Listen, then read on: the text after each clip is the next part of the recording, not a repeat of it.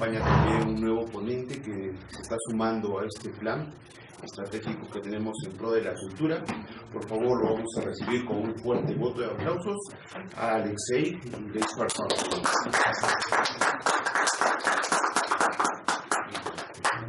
Buenas noches, muchas gracias. Agradecer aquí a Incarri por esa posibilidad de poder exponer. Y bueno, espero que me puedan acompañar porque va a ser un poquito largo, ya que la obra de Diego Quispetito pues, es bastante extensa, ¿no? Y bueno, ya hay bastante para hablar sobre ello. Bueno, comenzaremos con una línea de tiempo para podernos ubicarnos, ¿no? Como ustedes saben, lo que es la pintura cusqueña tiene sus inicios con los tres grandes pues, manieristas que llegaron acá, ¿no? El primero en llegar fue lo que es Bernardo Vitti en el año de 1575, ¿no? Y junto con él pues vendría toda una nueva tendencia de un manierismo un tanto ya retardado, que ya se estaba alejando de lo que es en Europa, ¿no? Y él, entre los trabajos que nos tiene, voy a hacer una mención tanto ligera para no entrar mucho en los detalles, ¿no? Pero entre sus obras, por ejemplo, tenemos esta, La Virgen de la Expectación, a la Virgen de Lao, que data de 1576, o sea, un año después de lo que llega aquí a Lima, ¿no? Y este lienzo se encuentra en San Pedro de Lima. Luego tenemos esta, la coronación de la Virgen, igualmente en el mismo templo. Y como vemos, ¿no? Siempre tiene lo que es la marca de Vitti, que son pues las siluetas alargadas, estas telas un tanto rectangulares, que incluso desafían la gravedad con ese tipo de volutas y movimientos que tiene, ¿no?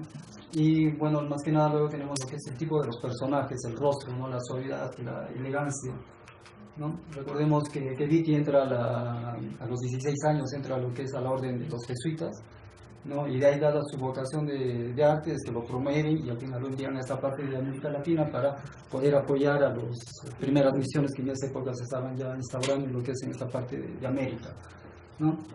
Luego, junto con él, por ejemplo, esto ya es para 1607. En esta parte ya Vitti varía un tanto lo que es su estilo de lo que antes hacía, como habíamos visto anteriormente, ¿no? Él hacía estas escenas recargadas, ¿no? Con personajes y rodeados con bastante luminosidad. Pero ya la llegada de lo que es Pérez de Alessio y Angelino Medoro, donde aparecen ya ellos, bueno, como ellos vinieron posteriormente, cada uno de ellos vino pues con lo nuevo de la época, entonces estaban trayendo nuevas novedades, entonces Vitti se acomoda y desarrolla este concepto, ¿no? Que es las imágenes piadosas, en las que él descontextúa a los personajes y lo que se ve ya es un fondo oscuro, ¿no? Y eso a la vez genera pues mayor impacto en lo que son en las feligresías, ¿no? Entonces con él se da lo que son estas imágenes piadosas, ¿no? Luego tenemos esta otra, la coronación de la Virgen, que está aquí en la Merced, ¿no? Igualmente bellísima en cuanto a los colores, siempre suaves, apastelados, una paleta muy armónica que se acerca pues bastante a lo que es a un post-renacimiento, ¿no? Luego tenemos lo que es Mateo Pérez de Alessio, ¿no? Él nace en lo que es en el año 1547 y llega aquí al Perú en 1588. Entre sus obras tenemos lo que es el Santiago en la batalla del Clavijo, que está en el templo de Sevilla, en la catedral de Sevilla, ¿no? Como vemos, por ejemplo, él es mucho más dinámico, sus personajes también son más fuertes, y como les decía, ¿no? Él posteriormente ya viene con esta idea de descontextualizar a los personajes de sus entornos y darles una primacía. Generalmente estos retratos son pequeños. Igualmente con él también empiezan a aparecer este tipo de esbozos de la Virgen que tendrían pues un gran impacto en lo que es aquí en la población, ¿no? Por la belleza, la sutileza y por el paradigma que ellos nos presentaban en cuanto al concepto de la Virgen María, ¿no? Luego el último a llegar sería lo que es Angelino Medoro, ¿no? Él nace en 1567 y llega aquí en el Perú en 1589, ¿no? Él igual también, él representa, al igual que todos ellos, tiene rezago de lo que es el manierismo. Tenemos aquí esta imagen que es Nuestra Señora de los Ángeles, ¿no? Hecho en 1600, un año después que llega, ¿no? En la iglesia y convento de los Descalzos, ¿no? Luego tenemos este otro, lo que es la Inmaculada Concepción, para 1604, ¿no? Por ejemplo, este lienzo forma parte de los festejos que se estaban conmemorando, porque en esa época estaban con esto del cisma de la iglesia por declarar pues a la Virgen Inmaculada, ¿no? Como un reconocimiento. Entonces él se suma y forma parte de ese movimiento. Luego tenemos este otro lienzo que es un retrato póstumo de Santa Rosa de Lima, ya que él era amigo de Santa Rosa de Lima, entonces cuando ella fallece pues ella hace este retrato, ¿no? Luego tenemos que tener que al final cada uno de ellos pues tuvo sus siguientes discípulos. Bernardo Vitti tuvo a lo que es Pedro de Vargas, José de Avitavili y Bernardo Rodríguez, todos ellos europeos. Luego tenemos a Mateo Pérez de Alessio, que tuvo a Pedro Pablo Moro, fue su único ayudante con el que vino, ¿no? En cambio tenemos a Angelino Medoro, que tuvo a Pedro Luis de Riaño, ¿no? Y al otro lado teníamos a José Luis Rodríguez, que era otro colaborador suyo. Todos ellos son peruanos, ¿no? Y con ellos empieza a darles clases lo que es en Lima, ¿no? Y como sus discípulos. Luego tenemos a lo que es... no podemos separar acá la imagen de Diego Quispetito sin antes hablar lo que es de Gregorio Gamarra. ¿Quién es Gregorio Gamarra? Gregorio Gamarra, él sería lo que es discípulo, ¿no? De lo que es y seguidor de lo que es de Bernardo Vitti y Angelino Medoro. Y a su vez también tenemos de que él también desarrolla, digamos, él viene de Potosí, nace lo que es en el año de 1607, y para 1642, que es el último de los cuadros en los que él se le ve como una persona activa dentro del movimiento artístico, ¿no? Ahora vemos que en sus cuadros, que realmente están en lo que es en Potosí, Bolivia, pero también los tenemos aquí, ¿no? Tenemos lo que es el Niño Jesús con los instrumentos de la pasión. Como vemos, lo interesante de él es que se va alejando del idealismo que nos presentaban a los manieristas, que eran imágenes muy idealizadas en cuanto al dogma católico y a lo que ellos querían presentar, ¿no? Imágenes un tanto alejadas de la realidad. Lo interesante de acá de Gregorio Gamarra es que él un tanto como que acerca la realidad y por ende también tiene una mayor afectividad en cuanto al efecto, ¿no? De estos cuadros hacia la población. La población como que se identifica más y se podría decir como que se sensibiliza más a lo que ve, ¿no? Más allá de la belleza. Luego tenemos este otro lienzo que es Adoración de los Reyes Magos en el Museo de Arte de La Paz. Luego tenemos estos otros lienzos, que es la Virgen con el Niño y San Juan, que es una colección particular en Lima, ¿no? Igualmente, como vemos, sigue teniendo igual lo que es imágenes piadosas, descontextualizando a los personajes en un fondo oscuro, ¿no? Pero igual después el tratamiento del rostro, igualito tendría pues, referencias a Medoro, a Pérez de Alessio, ¿no? Luego tenemos esta imagen, la Tota Pulcra, que está en la colección Barbosa Stein, en Lima. Igualmente todas ellas provienen de imágenes de referencia de grabados. Luego vamos a ver que entre los artistas contemporáneos de Diego Quispetito, los más cercanos, años antes de su nacimiento y que posteriormente a su temprana edad lo acompañarían y por ende serían un punto de referencia para Diego Quispetito, no se puede negar eso, ¿no? Tenemos a lo que es pues, a Pedro Santángel y Diego Rodríguez. Pedro Santángel, ellos por ejemplo son todavía de lo que es en 1770, los primeros años de la colonia aquí en Cusco, y ellos trabajaron en lo que es la Compañía de Jesús, y desgraciadamente muchos de sus lienzos ya no queda, no queda ninguno, se puede por ahí porque con eso del terremoto de 1650, ¿no? Luego tenemos a lo que es Juan Ponce de León, que para el año de 1580, ¿no? Él estaba trabajando junto con lo que es Sebastián Márquez como su ayudante, ¿no? Activo hasta 1573 en lo que es en los retablos de la Merced aquí en el Cusco. Luego otro artista contemporáneo de esta primera época, podemos mencionar a lo que es al maestro de la Almudena. Ustedes ya saben, ellos tenemos unos bultos en alto relieve que ahorita están en el Museo de Arte Regional, que totalmente tienen incluso una época en la que se planteaba la autoría lo que es a Bernardo Vitti, ¿no? por la forma de cómo estaban estructurados, ya que Vitti también hizo altos relieves en lo que es en la Compañía de Jesús, de acá de Cusco. Luego tenemos a Diego de la Puente. Diego de la Puente, por ejemplo, a diferencia de todos los artistas que llegaron hasta fines de la colonia, Diego de la Puente, pues él viene de lo que es de Europa y tiene una formación de lo que es de Flandes, ¿no? A diferencia de la mayoría de todos los pintores y puntos de referencia de los pintores coloniales, que tenían sus referencias en lo que son los pintores andaluces, sevillanos, Zurbarán y toda esa línea de lo que es de España. Y ellos trabajan pues diferente al color, ¿no? Más relamido, una línea más precisa. En cambio, Diego de la Puente es mucho más expresivista, carga la pintura, se acerca mucho a lo que son a los lienzos de Rubens, ¿no? Y luego, ya entre años posteriores, tenemos a lo que es a Luis de Riaño, ¿no? Él nace en el año de 1596 y para el año de 1611 su madre lo lleva como discípulo, ¿no? De lo que es Angelino Medoro, o sea, vale decir a los 14, 15 años. Y para el año de 1628 ya lo vemos pues haciendo lo que es la imagen, ya está la famosa, ¿no? El arcángel que está en Andahuaylillas. Luego tenemos otro personaje ya contemporáneo, pues ya que Diego Quispetito, a pesar que no hay partidas de nacimiento y tampoco partidas de función, se presume que él nació en el año de 1611, debido a que hay una obra firmada por él en el año de 1627. Y luego otra posteriormente en el año de 1667 en la que él firma con 56 años. Entonces, reduciendo todo eso a las fechas, es que se dice que él nació entre 1611, ¿no? Entonces tenemos luego a Lázaro Pardo del Lago, que es otro igual también, otro pintor igual de la época, con bastante lo que es referencia de los pintores anteriores que les mencioné, a lo que son a los tres grandes de Europa que llegaron, ¿no?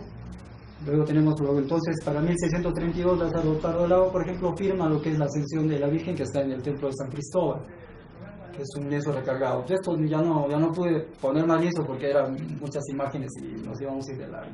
Luego tenemos otro que es Juan Rodríguez Amanés, que para 1631 él pintó unos lienzos en lo que es en la Recoleta, ¿no? Y nos quedaremos con este lienzo que es la Visión de la Cruz, hecho por 1611 en el convento de la Recoleta, ¿no? Este es de Gregorio Gamarra. Gregorio Gamarra se basó en este grabado que es del taller de los hermanos Sadeler, ellos eran tres, Aigidios, que es uno de los más conocidos. Y vamos a ver que la referencia es totalmente pues bien apegada, excepto que Gregorio Gamarra elimina lo que es acá, ¿no?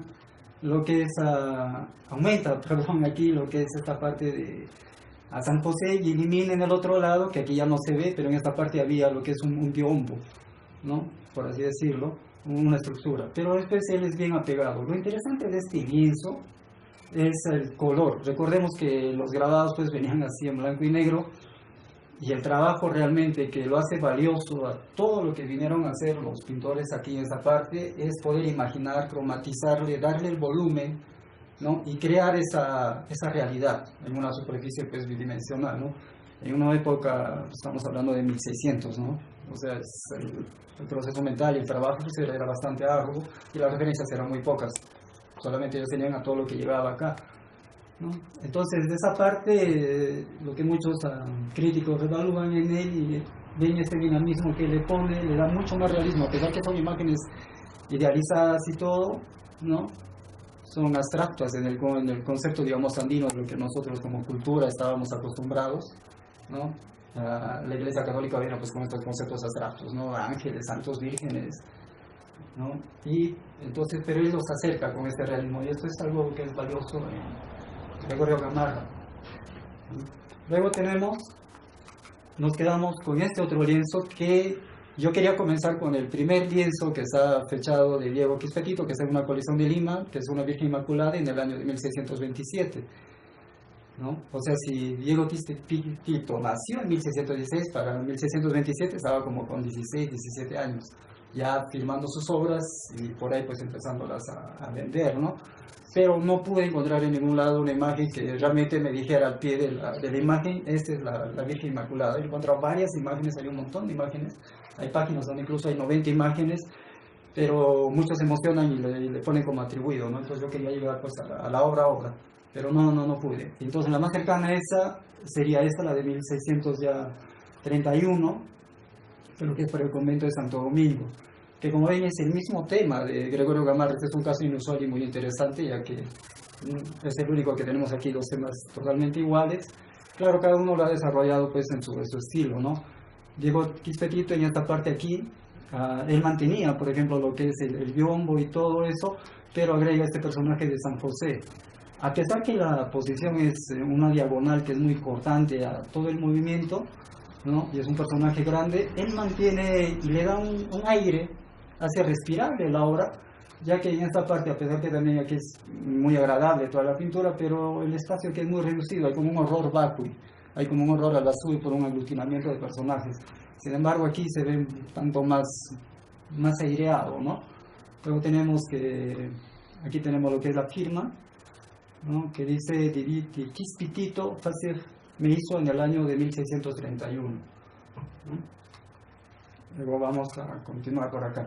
Luego tenemos aquí unos datos interesantes. En lo que es Teófilo Benavente, basado en este señor Julián Santesteban Ochoa, que es un investigador de acá de la Universidad de la San Antonio Abad, él escucha a ese historiador decir de que encontró unos papeles en los que Diego Quispetito junto con otro artista indígena viajan a Europa y que estuvieron por Flandes y que estuvieron pues por ahí por España, todo, y de ahí es que vio y se flashó, por así decirlo, con todo lo que es la obra de por allá, ¿no? Y pues y quedó impregnado, estudió, y por ahí es que viene acá con esa visión que realmente es vanguardista para su época, lo que hace Diego Quispetito, que lo vamos a ver más adelante, ¿no?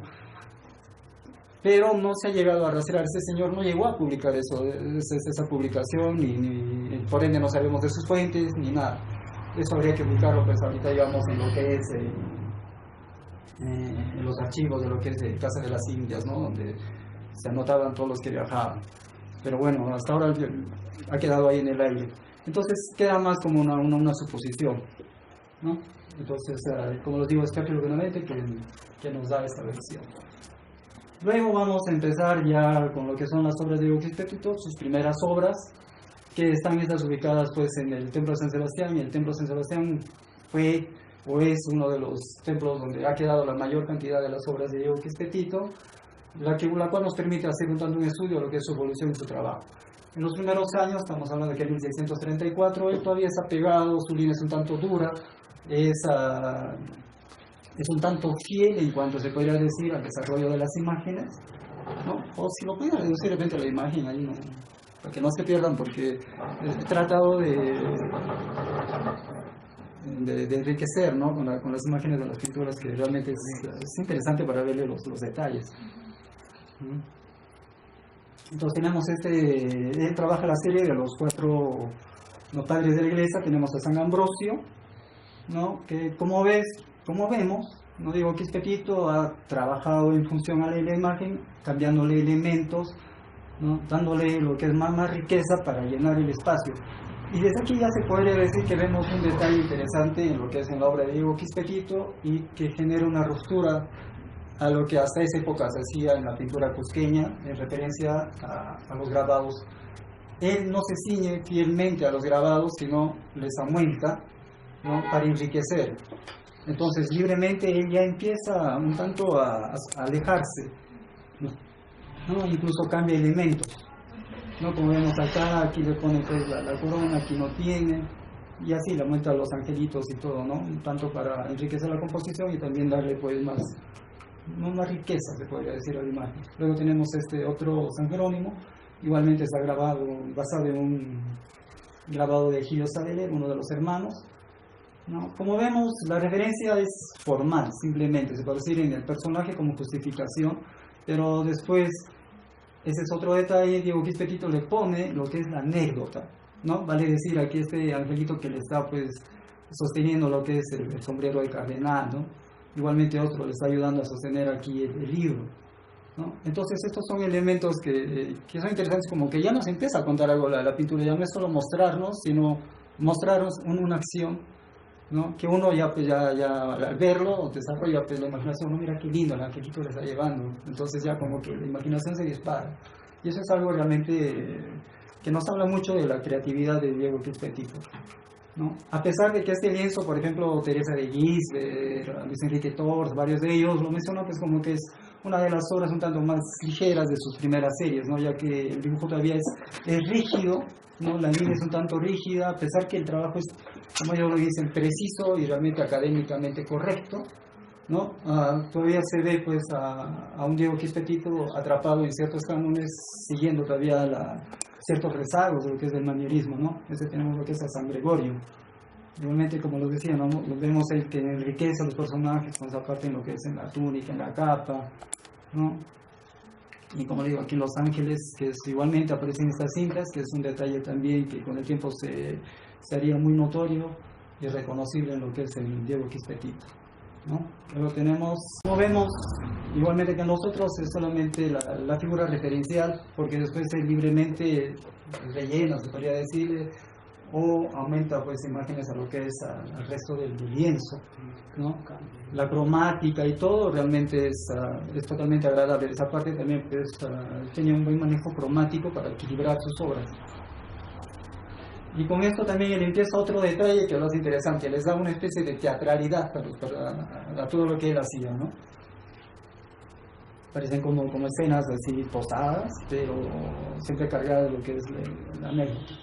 Luego tenemos otra serie, ¿no? Que es la vida de Jesús. En este caso tenemos el lienzo, aquí se reconoce como la resurrección de Lázaro, pero está basado en un grabado de Jacob Matan, en el año 1571-1631, que es la época de la vida de este grabador. Y el grabado tiene el nombre como crianza del hijo de la viuda de Naín, ¿no?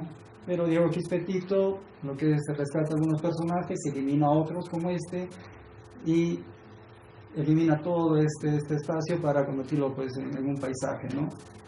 Y realmente es interesante porque a pesar de que él está incorporando, no mantiene siempre una coherencia estética, formal, a pesar que lo recargue todo, no es pesada la composición, sino al contrario es agradable.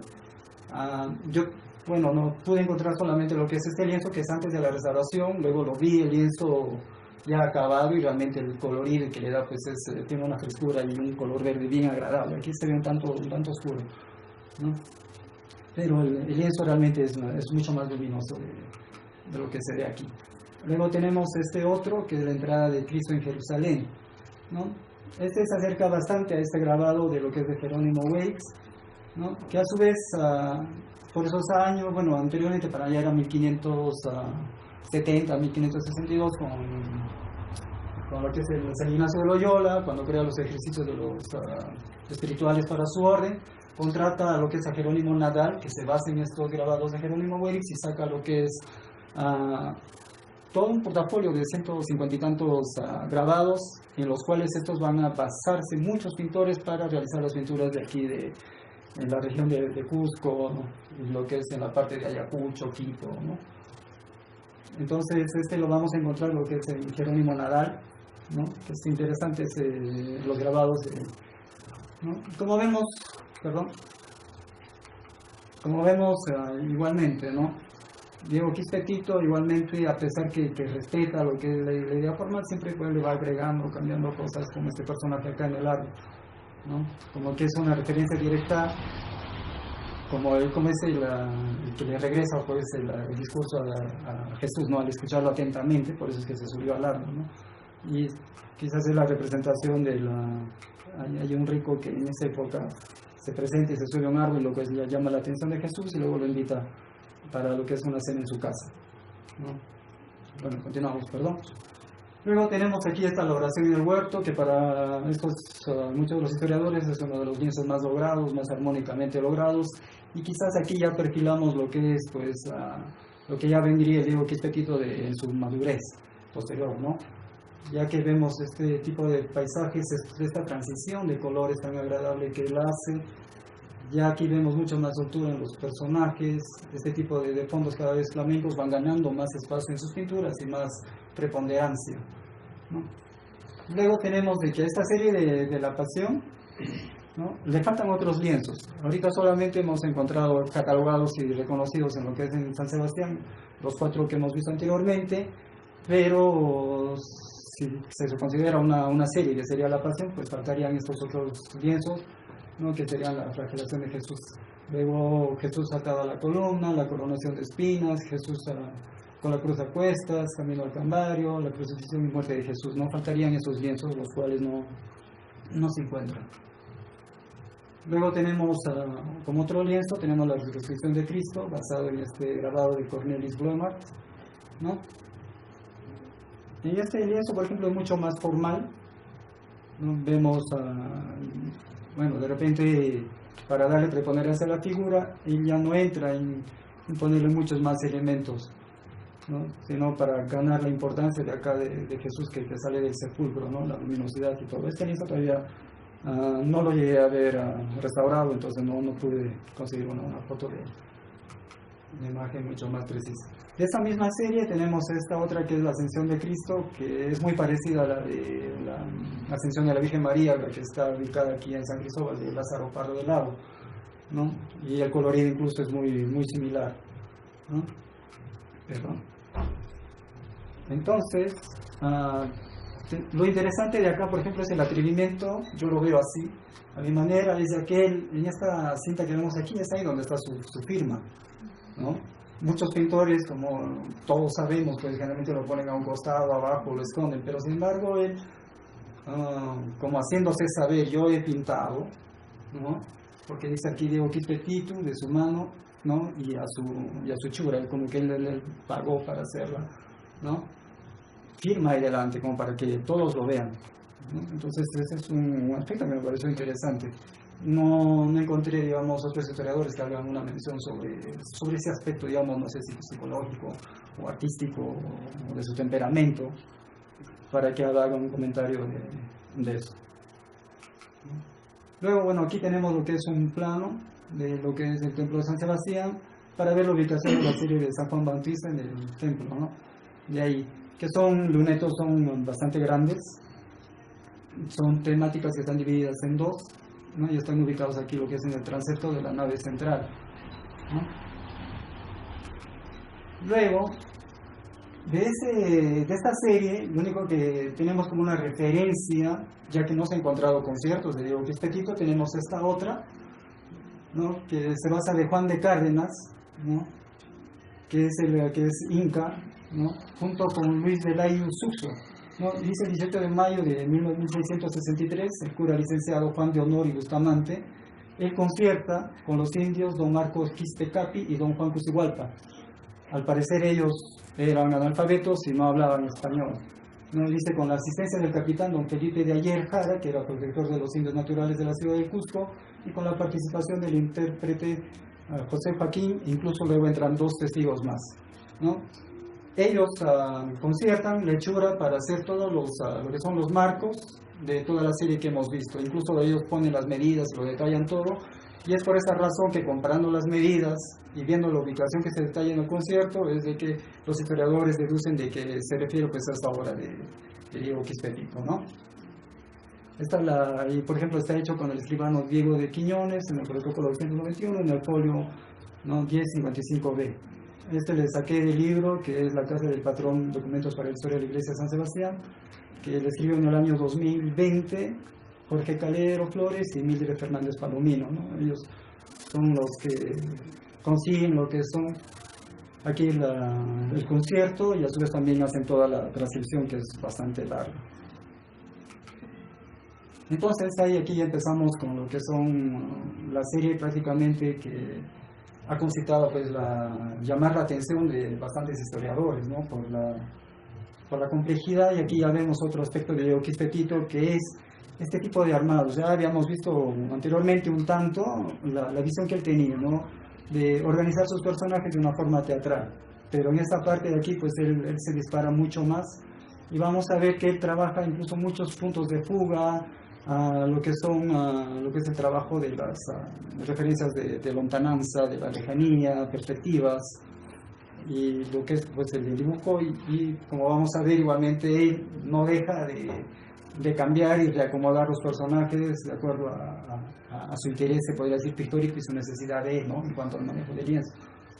He puesto esta imagen como referencia para que tengamos siempre la noción de que son pues dos lunetos, ¿no? Dos imágenes que están unidas al otro, divididos muchas veces por una línea cortante, y en otros lienzos hace conjugar algunos elementos para que no rompan la composición tanto del uno como del otro lienzo, ¿no? Esta es la anunciación del nacimiento de San Juan. La mayoría de los grabados de esta serie van a estar basados en el francés de Jean Leclerc, cuarto, ¿no? Que él nació pues, en el año 1560 y fallece en 1633. Luego tenemos este otro, que es la visita de la Virgen María a Santa Isabel, ¿no? Y como que vemos aquí, siempre digo que Quispetit le aumenta ese detalle gracioso, ¿no? Que es poner ahí el perrito, lo cual le da pues un ambiente más de familiaridad, más de la casa, ¿no? Pues en qué casa no falta un perrito, Entonces él hace ese juego con sus personajes, ¿no? Como que interioriza muchas escenas y con eso también gana, se podría decir, el gusto de la gente, ¿no? El gusto popular, porque la gente se identifica y dice, ay, en mi casa también tengo un perrito, ¿no? Luego vamos a ver aquí los personajes, aumenta un niño, ¿no? Y aquí vamos a ver varios elementos. Esta sería la contraparte de la imagen, ¿no? Tenemos lo que es Elizabeth recibe el nacimiento de San Juan Bautista o simplemente el nacimiento de San Juan Bautista como están los catálogos. Siempre es Jean Leclerc, ¿no?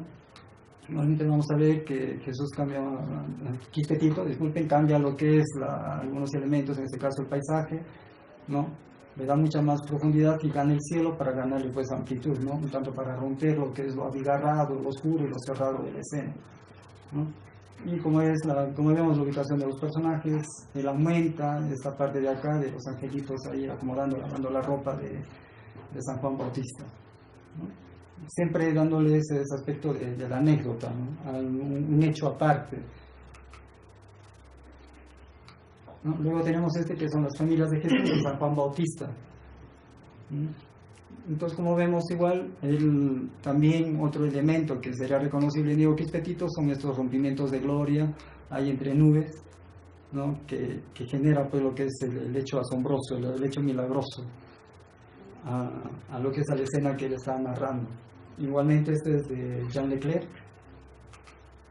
Luego tenemos este otro lienzo que es el ex Agnus Dei, en el que aquí vemos igualmente, ¿no? Aquí lo que es la naturaleza gana, aquí ya empiezan a verse muchos de los elementos que serían su sello, que son plantas locales, flores, animalitos, que es interesante porque en los grabados europeos pues se carece de ellos, ¿no? Son, como vemos, son paisajes yertos, casi desérticos, bueno, que es lo lógico porque bueno, esto se ha desarrollado lo que es en esa parte de Marruecos, Siria y todo, pero digamos a nuestra visión local de acá, nosotros a los indígenas, no, como nosotros muchos no conocemos lo que es un desierto, entonces no concebimos ese concepto desértico. En esa época, imagínense el Cusco, ¿no? Estaba poblado con lo que son con bosques y todo eso, ¿no? Había los bosques de aliso que ahora ya no hay, entonces Cusco era una ciudad bastante rica en vegetación, entonces y recordemos que un artista es el reflejo de su época. Un artista siempre va a tomar como una referencia, tanto consciente o inconscientemente, de su entorno. Entonces va a ser incluso para uno, a veces es difícil conseguir otra realidad que sea diferente a la suya.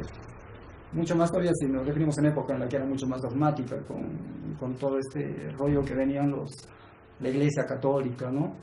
Entonces, de repente, a eso se debe que Diego Quistetito siente esa necesidad de llenar pues con plantas y con animalitos sus cuadros, ¿no? Y tiene bastante predilección por lo que son los paisajes, como se va a ver más posteriormente, ¿no? Acá el tema es bellísimo, ¿no? Tenemos aquí el rompimiento de gloria con la Santísima Trinidad encima, donde prácticamente pues lo eleva el grabado a otro nivel, ¿no? Es que es realmente muy interesante de él. Luego tenemos este otro lienzo que es uno de los más importantes, que es el bautizo de Jesús. En este caso ya no es Jean Leclerc, sino es Philippe Thomassin, el grabado en el que se basa. Igualmente Diego Quistetito pues varía, ¿no? a los personajes, un tanto que los cambia, los enriquece, pone aquí a los ángeles asistentes llevando lo que es la ropa, pone este rompimiento de gloria, ¿no? A lo que es el agua le da mayor énfasis. Y desde aquí ya vemos que Diego Quistetito rompe con esta visión clásica academicista que tenía muchos de los grabados de Europa, que son este hecho de simplemente, ya que ellos consideran lo que es lo que hablamos nosotros, ¿no? Digamos, lo que es fondo y el tema principal. Generalmente en lo que es en Europa ellos no conciben el fondo como algo importante, sino como algo secundario, algo que rellene el tema. Lo principal son los personajes de los cuales se está hablando. Pero Diego Quistetito, él considera el fondo tan importante como los personajes y los pone de igual valor y los desarrolla con igual riqueza, riqueza de detalles, complejidad y colorido, ¿no? Él no difiere lo que es primer plano, segundo plano, figura principal o secundaria, y le da todo el mismo valor. Y esto se podría decir que como que es un reflejo cultural que viene de nosotros, ya que en la cultura andina la naturaleza es tan importante como la sociedad, ¿no? Es un binomio que no se separa. cosa que en Europa pues no, siempre han tenido otra visión un tanto más separada de eso. Luego tenemos este otro, que es San Juan Niño en el desierto, ¿no? Igualmente vemos acá pues, los elementos que él aumenta, como le digo, los paisajes, ¿no? Y estos otros elementos, aves, que es curioso porque en el grabado, uno lo ve acá el grabado y se ve algo tenebrista el grabado, ¿no? Claro que es porque hay un degradé pues, de los diferentes planos y colores del cielo que el grabado trata de hacer, ¿no? Lo cual, bueno, termina oscureciendo. Y en Diego Quispequito vemos una tendencia a la luminosidad, que bueno, que es lo que ayuda de hecho el color, ¿no? El color en la pintura pues nos genera planos, perspectivas y todo, y Diego Quispequito es un maestro en ese tipo de manejo de perspectivas y colores. Luego tenemos este lienzo que es la Prédica de San Juan Niño en el desierto. Volvemos con los grabados de Leclerc, y en este lienzo es donde tendríamos lo que es la firma de Diego Quispequito, que dice acá: Diego Quispequito me hizo, ¿no? Me quise, ¿no? Y igualmente, continuando, vemos cómo en este caso él reverdece este árbol, a diferencia de acá de la palmera. Como les digo, él no consigue una palmera seca como su tazón realmente, ¿no? Él dice, no, o sea, tiene que ser así. Y yo personalmente lo considero como que es un reflejo más cultural y personal de él, como un reflejo de su entorno y su realidad, ¿no? Y que eso se trasunta cuando él reinterpreta los grabados y los traspasa en el lienzo. Luego tenemos este otro, que es la Prédica de San Juan contra Herodías, ¿no? En este es uno de los lienzos en el que él más se apega un tanto a lo que es al modelo formal, y mínimamente no le aumenta estos personajes, que también es otro detalle curioso que no le encontramos. Él parte a sus personajes de la mitad, un tanto atrevido, ya que es una visión estética que no se ve mucho en lo que es en los otros pintores de la época. Siempre son muy cuidadosos de poner al personaje entero. En cambio él no se hace problemas y pone a sus personajes, incluso los pone de espaldas al espectador, como para formar parte del público, ¿no? O sea, genera con eso otra perspectiva y un rompimiento se puede decir, pues, de un cuarto plano. Luego tenemos este otro, que es la Danza de Salomé, ¿no? Que para muchos, bueno, lo consideran pues uno de los mejores cuadros. Quizás se deba a la cantidad de los personajes y retratos que hace, ¿no? A la recomposición que igualmente él hace de algunos personajes, cosa que le aumenta, le agrega pues sombreros, un tanto para acercarnos de repente a nuestra realidad, ¿no? Con esto, claro, él empieza a crear pues anacronismos en lo que es en la pintura. O sea, grabados que son pues de la época del siglo, esto, ¿no? De los primeros siglos de lo que es de la vida. Estamos hablando de 33 años después de Cristo, ¿no? A 1600, ¿no? Entonces se crea ya pues al generar y mezclar elementos con los de la época, con este tipo de vestidos, brocados, que son más totalmente españoles, ¿no? Europeos y flamencos, un tanto que rompe y crea pues un anacronismo en cuanto a sus personajes y la época. Pero bueno, es lo de menos, porque lo que vemos, vamos a ver siempre es esta riqueza, este elemento que él aumenta acá, ¿no? Y gana la perspectiva para adelante. Es interesante cómo crea un nuevo espacio, ¿no? A este que es un tanto mucho más riguroso, más rígido, ¿no? Igualmente los rompimientos de gloria, rompe toda esta celda por todo un espacio mucho más abierto, esa debilidad que tiene por los espacios abiertos.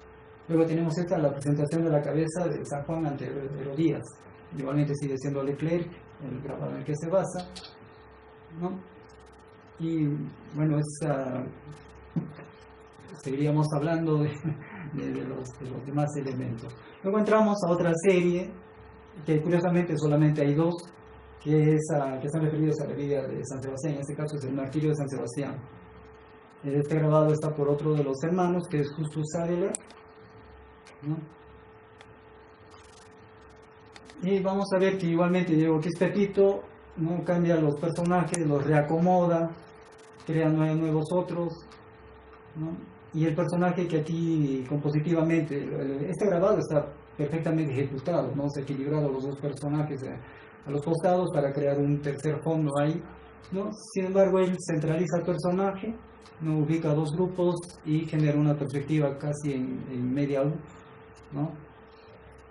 Y igualmente sigue siendo totalmente correcto y perfecto el cuadro, ¿no? Por donde lo miremos, es un cuadro bien hecho. de repente el arbolito que es muy pequeño, que tiene que sacrificarlo por colocar a los ángeles. Pero después realmente es un cuadro ergonométricamente bien planteado. Luego tenemos este otro lienzo en el cual está la firma, ¿no? Que es el martirio de San Sebastián, y este también pertenece al taller de Thomas Leu, ¿no? Y se puede decir que en este lienzo, igualmente, ya siguiendo la fórmula que habíamos anteriormente, él pone estos 4 personajes, ¿no? Que lo están flechando, cortando la perspectiva, por así decirlo, pero creando otro plano delante, ¿no? Cortados de la mitad y de espaldas hacia el espectador. Firma que está arriba, lo que dice, ¿no?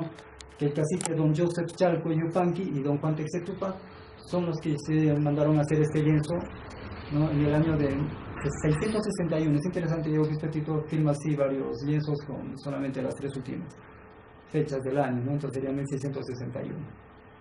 Ya en esta parte se podría decir que tenemos a un Diego Quispe-Tito maduro. Luego una serie un tanto desconocida, tenemos otros que eran 3 lienzos, ¿no?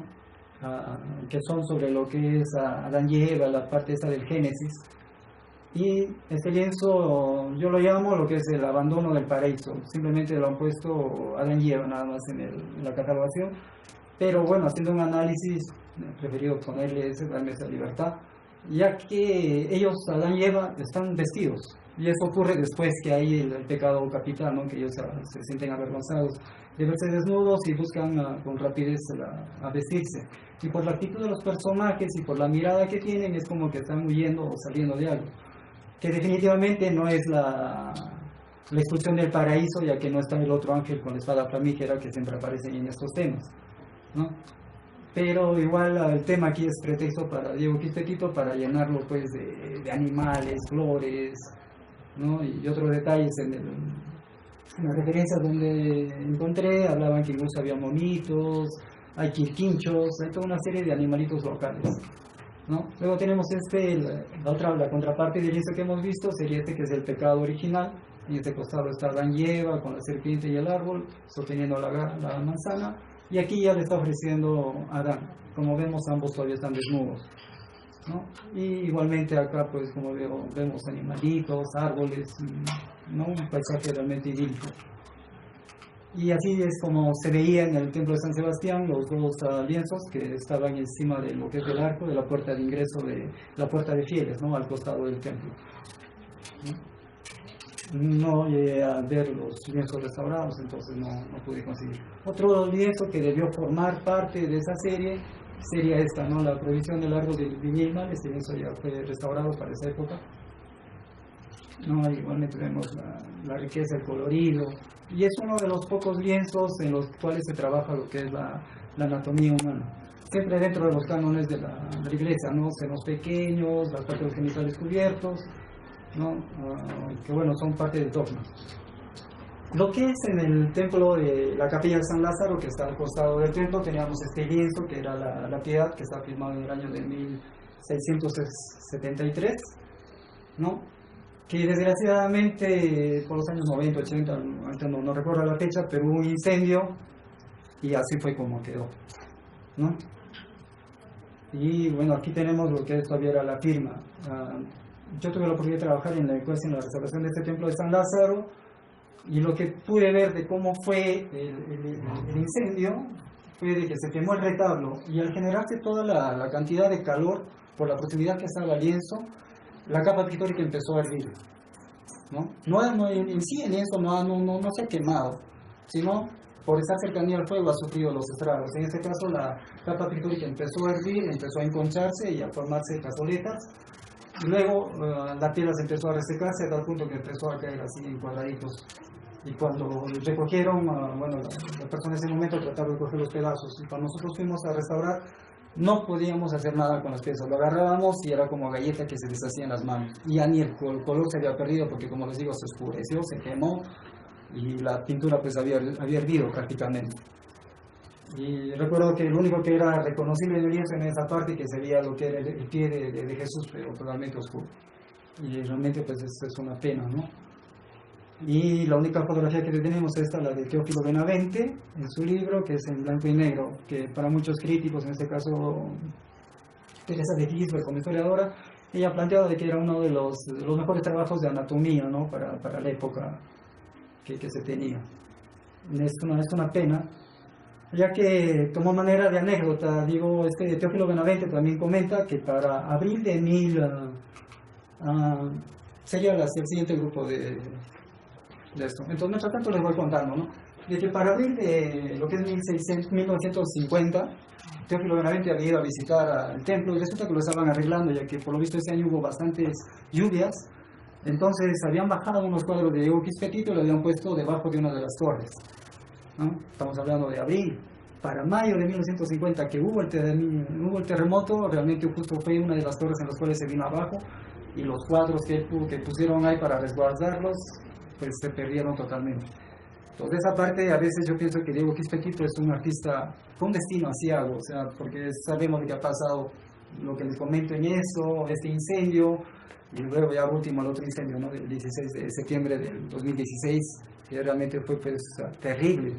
Yo recuerdo cuando escuché esa noticia me quedé como si hubiera muerto un familiar mío, un amigo muy cercano, en el cual me quedé con esa estupefacción de que no lo crees, ¿no? Hasta que lo veas y cómo fue, o sea, estás en un limbo, ¿no? Porque, o sea, cuando uno es consciente pues de la belleza de estos cuadros, cuando uno los ha tenido cerca, o sea, los ha visto, y eso es algo interesante en el trabajo de restaurador. Uno, cuando restaura estos lienzos, entra en el tiempo del artista, al momento de limpiarlos, hacer las reintegraciones, uno entra a ver la sensibilidad y la prolijidad, el delicado que le dio el artista a trabajarlos, ¿no? Yo soy artista plástico, yo amo mis pinturas, entonces, y siento un valor y respeto el valor de otras obras de arte, entonces, ver lo que se perdió realmente es un hueco que se ha quedado ahí, que con nada se llena, ¿no? Bueno, luego otra serie que tenemos es El Hogar de Nazaret, que igualmente está basado en grabados. Igualmente las temáticas son muy bellísimas, ¿no? Porque logra esa intimidad, esa relación pues familiar, ¿no? Aquí Jesús le está ayudando a la Virgen María a cocinar mientras las ovejitas están en la casa, ¿no? Aquí está San Juanito, San José, siempre hay ese entorno familiar, y ese pues es ese juego, ¿no? entre los dos niños, mientras la Virgen aquí está bordando, aquí le está ayudando lo que es en los quehaceres de la carpintería, mientras la Virgen le está enseñando a San Juan Bautista niño a leer. Y es ahí, en esta parte, como vemos acá, en este detalle ampliado, ¿no? Donde Diego Quisquetito aprovecha y pone su firma, ¿no? Luego vamos a ver que ya estamos hablando pues por 1660, 1670 que se han realizado. Entonces para esa época también en el entorno de Diego Quisquetito vamos a ver que hay otros pintores que prácticamente están descollando en esta etapa de lo que es el arte cusqueño. Vamos a tener a Marcos de Rivera, ¿no? Que para 1664 él en la Merced, ¿no? Él firma un lienzo que es bellísimo, que es San Pedro Nolasco llevado por los ángeles al coro, que es un lienzo enorme, tendrá pues como 3 metros por 4, por ahí, es bellísimo, es en un claro oscuro, casi tenebrista, pero es bellísimo en cuanto al trabajo de los drapeados y todo. A su vez también vamos a ver que Marcos de Rivera también trabaja en tinta, ¿no? La serie de San Juan Bautista, que son lienzos también enormes y grandes. Luego, por esa misma época estaría Francisco Serrano, que también en tinta, también va a tener unos lienzos, una serie de la vida de Jesús y María, ¿no? Y trabaja con uno de los caciques de allá, que es, pues igual, ahorita bueno, no recuerdo, van a disculpar. Luego tenemos a Diego de Sandoval, que trabaja la serie de los hijos del hijo pródigo que están en Quiquijana, ¿no? Ya que él también era de esa ciudad, de ese pueblo. Otro personaje que es muy importante es el Juan Espinosa de los Monteros, que para el año de 1655 es lo que es firma pues el lienzo enorme que tenemos aquí en el convento de San Francisco, que es el epílogo de la orden franciscana, ¿no? Y también tiene, pues hay una piedad que es, la anatomía es bellísima. Este Juan Espinosa de los Monteros tuvo 3 hijos y los 3 pintaban, y entonces por ahí también hay una confusión en cuanto a la autoría de los cuadros, pero lo más seguro es que, bueno, trabajaba con ellos 3, ¿no? Entonces, es que tienen la oportunidad o los conocen, estos pintores que les he mencionado acá, los cuadros de ellos también son de una calidad muy buena. Entonces, lo más seguro que, como ocurre, digamos, mucho más en esa época, lo he vivido yo como artista, digamos, ¿no? Cuando estábamos estudiando en la escuela, venía alguien y nos decía, oye, ha venido tal de Lima un pintor y está Pedro Caballero y está exponiendo en el museo, ¿no? Entonces sí, vamos a ver sus cuadros para ver la calidad, qué novedades, cómo era su técnica, su pintura y cosas, ¿no? Que uno se enriquece. Entonces lo más seguro que en esa época ellos, pues había un intercambio visual, por así decirlo, ¿no? Y unos y otros se retroalimentaban viendo los trabajos de los otros. Entonces, obviamente, Diego Quispetito, pues todavía en una época en la que no hay tanta información como tenemos ahora, era mucho más obligado para ellos tener que ir a ver muchos de estos cuadros, ¿no? Cada vez que era una novedad. Oye, tal pintor ya entregó tal serie y dice que está buena, ¿no? Vamos a verla. Entonces, lo más seguro que era así, ¿no? Bueno, yo lo digo de una forma muy coloquial. Bueno, tenemos luego esta otra serie que es la serie de los paisajes. Estos son cuadros muy pequeños. Y por esa época abundaban por acá y empezaron a llegar lo que son grabados de paisajes hechos por Pedro Pablo Rubens, que es posiblemente alguno de ellos o de ese círculo de Flandes, ¿no? Es que llegaron estos lienzos de que este tipo de paisajes, este tipo de arquitecturas y todo, pues realmente nos dan esa referencia, ¿no? A esa Europa de ese espacio. Digo, Quispetito pues se regodea, por así decirlo, ¿no? Para pintarlos primorosamente y con bastante cariño, se podría decir, y dedicación, ¿no? Son cuadros bellísimos, donde el espacio y la naturaleza están pues bien hechos, ¿no? Es interesante acá porque, bueno, estéticamente ahora nos significaría mucho si ponemos un árbol acá, un elemento que divide drásticamente estos dos espacios. Pero bueno, es la época y bueno, y se ve bien, ¿no? Luego, por esa misma época, vamos a tener este otro retrato de Manuel de Mollinedo y Angulo, que en el año de 23 de noviembre de 1673, él entra a curar aquí pues, en la diócesis, ¿no? Como arzobispo. Y vamos a ver que en San Sebastián, Diego Quispetito le hace este retrato, ¿no? Y como lo vemos, o sea, el retrato está pues muy bien hecho, un porte viril y todo. Posteriormente, ¿no? Ya para el año de 1695, Basilio Santa Cruz Pumacayo realizaría este otro retrato. Muchos historiadores piensan que se basa más en este lienzo, ¿no? Ya que por la década del 60 hasta los 80 había mucha confusión y muchos pensaban de que este retrato pertenecía a Basilio Santa Cruz, ¿no? Y que incluso este lienzo de Belén pertenecía a Diego Quispetito, pues a Teófilo Benavente, por ejemplo, él lo consigna como de Diego Quispetito, ¿no? Pero bueno, ya ahora que tenemos muchos de los conciertos, históricamente ya se ha definido, como vemos es posterior este retrato, entonces definitivamente el primero que le hace un retrato a Mollinedo es aquí Diego Quispetito, ¿no? Y posiblemente Basilio pues se basa en este otro, ¿no? Y para esa época, bueno, hablamos de Basilio Santa Cruz Pumacayo, que él sí fue el preferido de Mollinedo y Angulo, ¿no? Por los tremendos lienzos que le hacen en la catedral y todo eso. Entonces él sí fue el que se ganó el favor, incluso cuando habían los desfiles de Corpus Christi, iban los, ¿cómo se llaman estos? Los estandartes reales y todos ellos, Basilio Santa Cruz iba detrás del arzobispo, ¿no? Y lo más seguro que iba pues con usanza y ropa indígena, ¿no? No así Diego Quispetito, no se tiene ninguna relación de eso. Entonces no llegó a ser un preferido de Diego Quispetito, que sí lo menciona Teófilo Benavente, dice que sí era, que incluso Diego Quispetito lo conoció en Lima a Teófilo Benavente, pero no tenemos un asidero de fuentes que nos digan que así fue. Entre los otros lienzos que tenemos en San Sebastián están que es Cristo bautizando a la Virgen en presencia de San Pedro, que es interesante, ¿no? Es una iconografía pues un poco inusual, totalmente rara, ¿no? Un Cristo que está bautizando a la Virgen y al lado tenemos a San Pedro, pareciera que los está bautizando a los dos. Aquí es curioso porque sería interesante conseguir la iconografía, la referencia, ya que iconográficamente aquí yo lo veo como un error, ya que aquí tenemos a la Santísima Trinidad, entonces ya está el Padre, el Hijo y el Espíritu Santo, pero aquí el Hijo vuelve a estar abajo, entonces hay una doble personaje que se repite ahí, ¿no? Pero bueno, después al margen de eso, pues el cuadro sigue siendo igual bellísimo.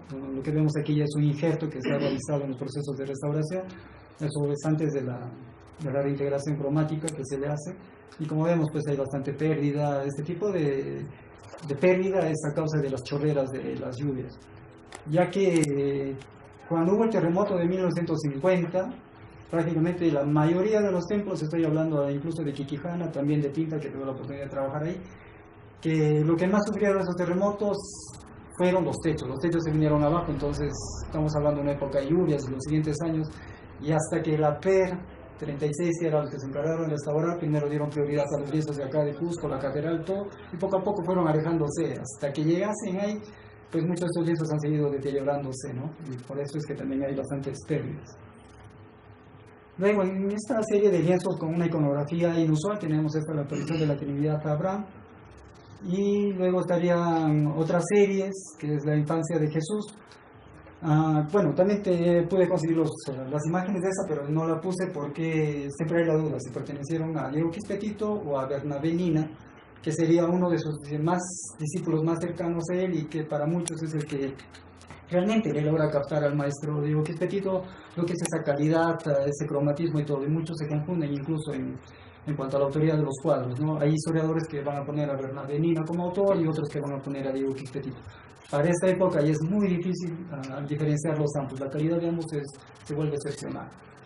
Luego tenemos otros lienzos que son el martirio de las discípulas de San Blas, que también está como atribuido, entonces por no tener la seguridad es que no los he incluido aquí, ¿no? Luego vamos a tener ya este otro lienzo que también está en San Sebastián. Este es un lienzo pequeño de 45 por 35 centímetros, aproximadamente fue hecho en 1670, ¿no? Y es Alegoría de la Redención. El cuadro es bellísimo, la anatomía igual. Van a encontrar imágenes en el internet con diferentes coloraciones, hay unas que son incluso mucho más frías, esta todavía es oscura y muy quemada, y siempre es bellísimo, siempre es bien agradable el colorido que lo hace, ¿no? El color de la piel nos recuerda mucho a los de Rubens, así con ese tipo de niños más europeos, ¿no? Que, más verde azulado la piel. Luego vamos a tener en esta otra firma que Teófilo Benavente la consigna, que dice Didactus a Quisquetito Fa en el año de 1669, ¿no? Diego Quisquetito me hizo en el año de 1669, por encargo sería en este caso los mayordomos Ignacio Sincarroca y Juanes Adeo Suxo, ¿no? Que esta es una panaca que generalmente está ubicada siempre la de San Sebastián, ¿no? Y que pertenecía a este lienzo que es San Juan de Dios con dos orantes indígenas. Lo triste es que este lienzo fue robado y estaba en lo que es en la capilla de San Lázaro. Por eso también les digo que Diego Quisquetito pues, es un pintor de un destino un tanto aciago, ya que en la capilla de San Lázaro por la década del 60 al 80 se perdieron 4 lienzos. Y lo único que nos queda son unas copias que, bueno, para la época, bueno, son un poco tristes en comparación de lo que pudieron haber sido los originales, ¿no? Entonces no lo consigo. Luego vamos aquí a entrar un tanto a lienzos que están ubicados en diferentes colecciones. En este caso, este es un lienzo que en los catálogos aparece como de Diego Quisquetito. Bueno, yo no lo pongo a duda, pero lo consigno en este caso, ¿no? Y bueno, lo dejo ahí para verlo y analizarlo. Sería la Virgen del Carmen salvando las almas del purgatorio, que está en el Museo de Brooklyn, que sí podría ser un Diego Quisquetito. Vamos a ver de que estos dorados y decorados quizás fueron hechos posteriormente a la época en la que fueron hechos, ya que esta moda se puede decir que entra ya pues para lo que es casi 1780, o claro, a partir de 1680, que es cuando el gremio de los indígenas se pelea con el gremio de los pintores mestizos españoles y se separan, y a partir por ahí empieza este sello de la pintura cusqueña de ese entonces, que sería pues el poner en lo que es el brocateado, ¿no? El pan de oro y este tipo de orlas, ¿no? Que hasta años posteriores no se hacía. Entonces lo más seguro que vamos a ver que quizás estos de aquí ya sean añadidos posteriores, o quién sabe, quizás fueron de la época, a pedido del que mandó a hacerlo, ¿no? Bueno, no dejémoslo en el aire. Pero igual vemos que la factura pues del rostro que es bellísimo, el niño igual, esa dulzura, como esa complicidad que hay en el rostro pues del niño con San José, ¿no? Y otro detalle aquí, bueno, manera de comentario que solamente se da en América Latina y en parte lo que es en México, es de que a diferencia de Europa, el concepto de San José pues es un hombre entrado en edad ya canoso, que tenía hijos mayores y todo. Ese concepto no se concibe acá, y es Santa Teresa de Jesús. Ella se encarga de dar esa noción de un San José mucho más joven, más viril, en su mejor edad, ¿no?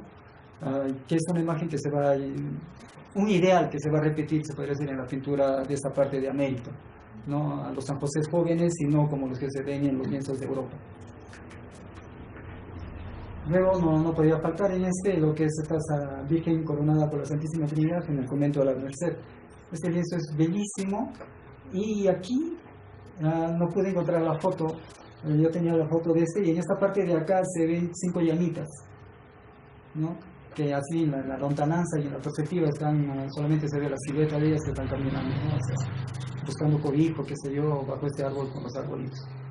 Después el rostro de la Virgen aquí es bellísimo, ya que se diferencia totalmente de la estética de los rostros de las vírgenes de esos años, ¿no?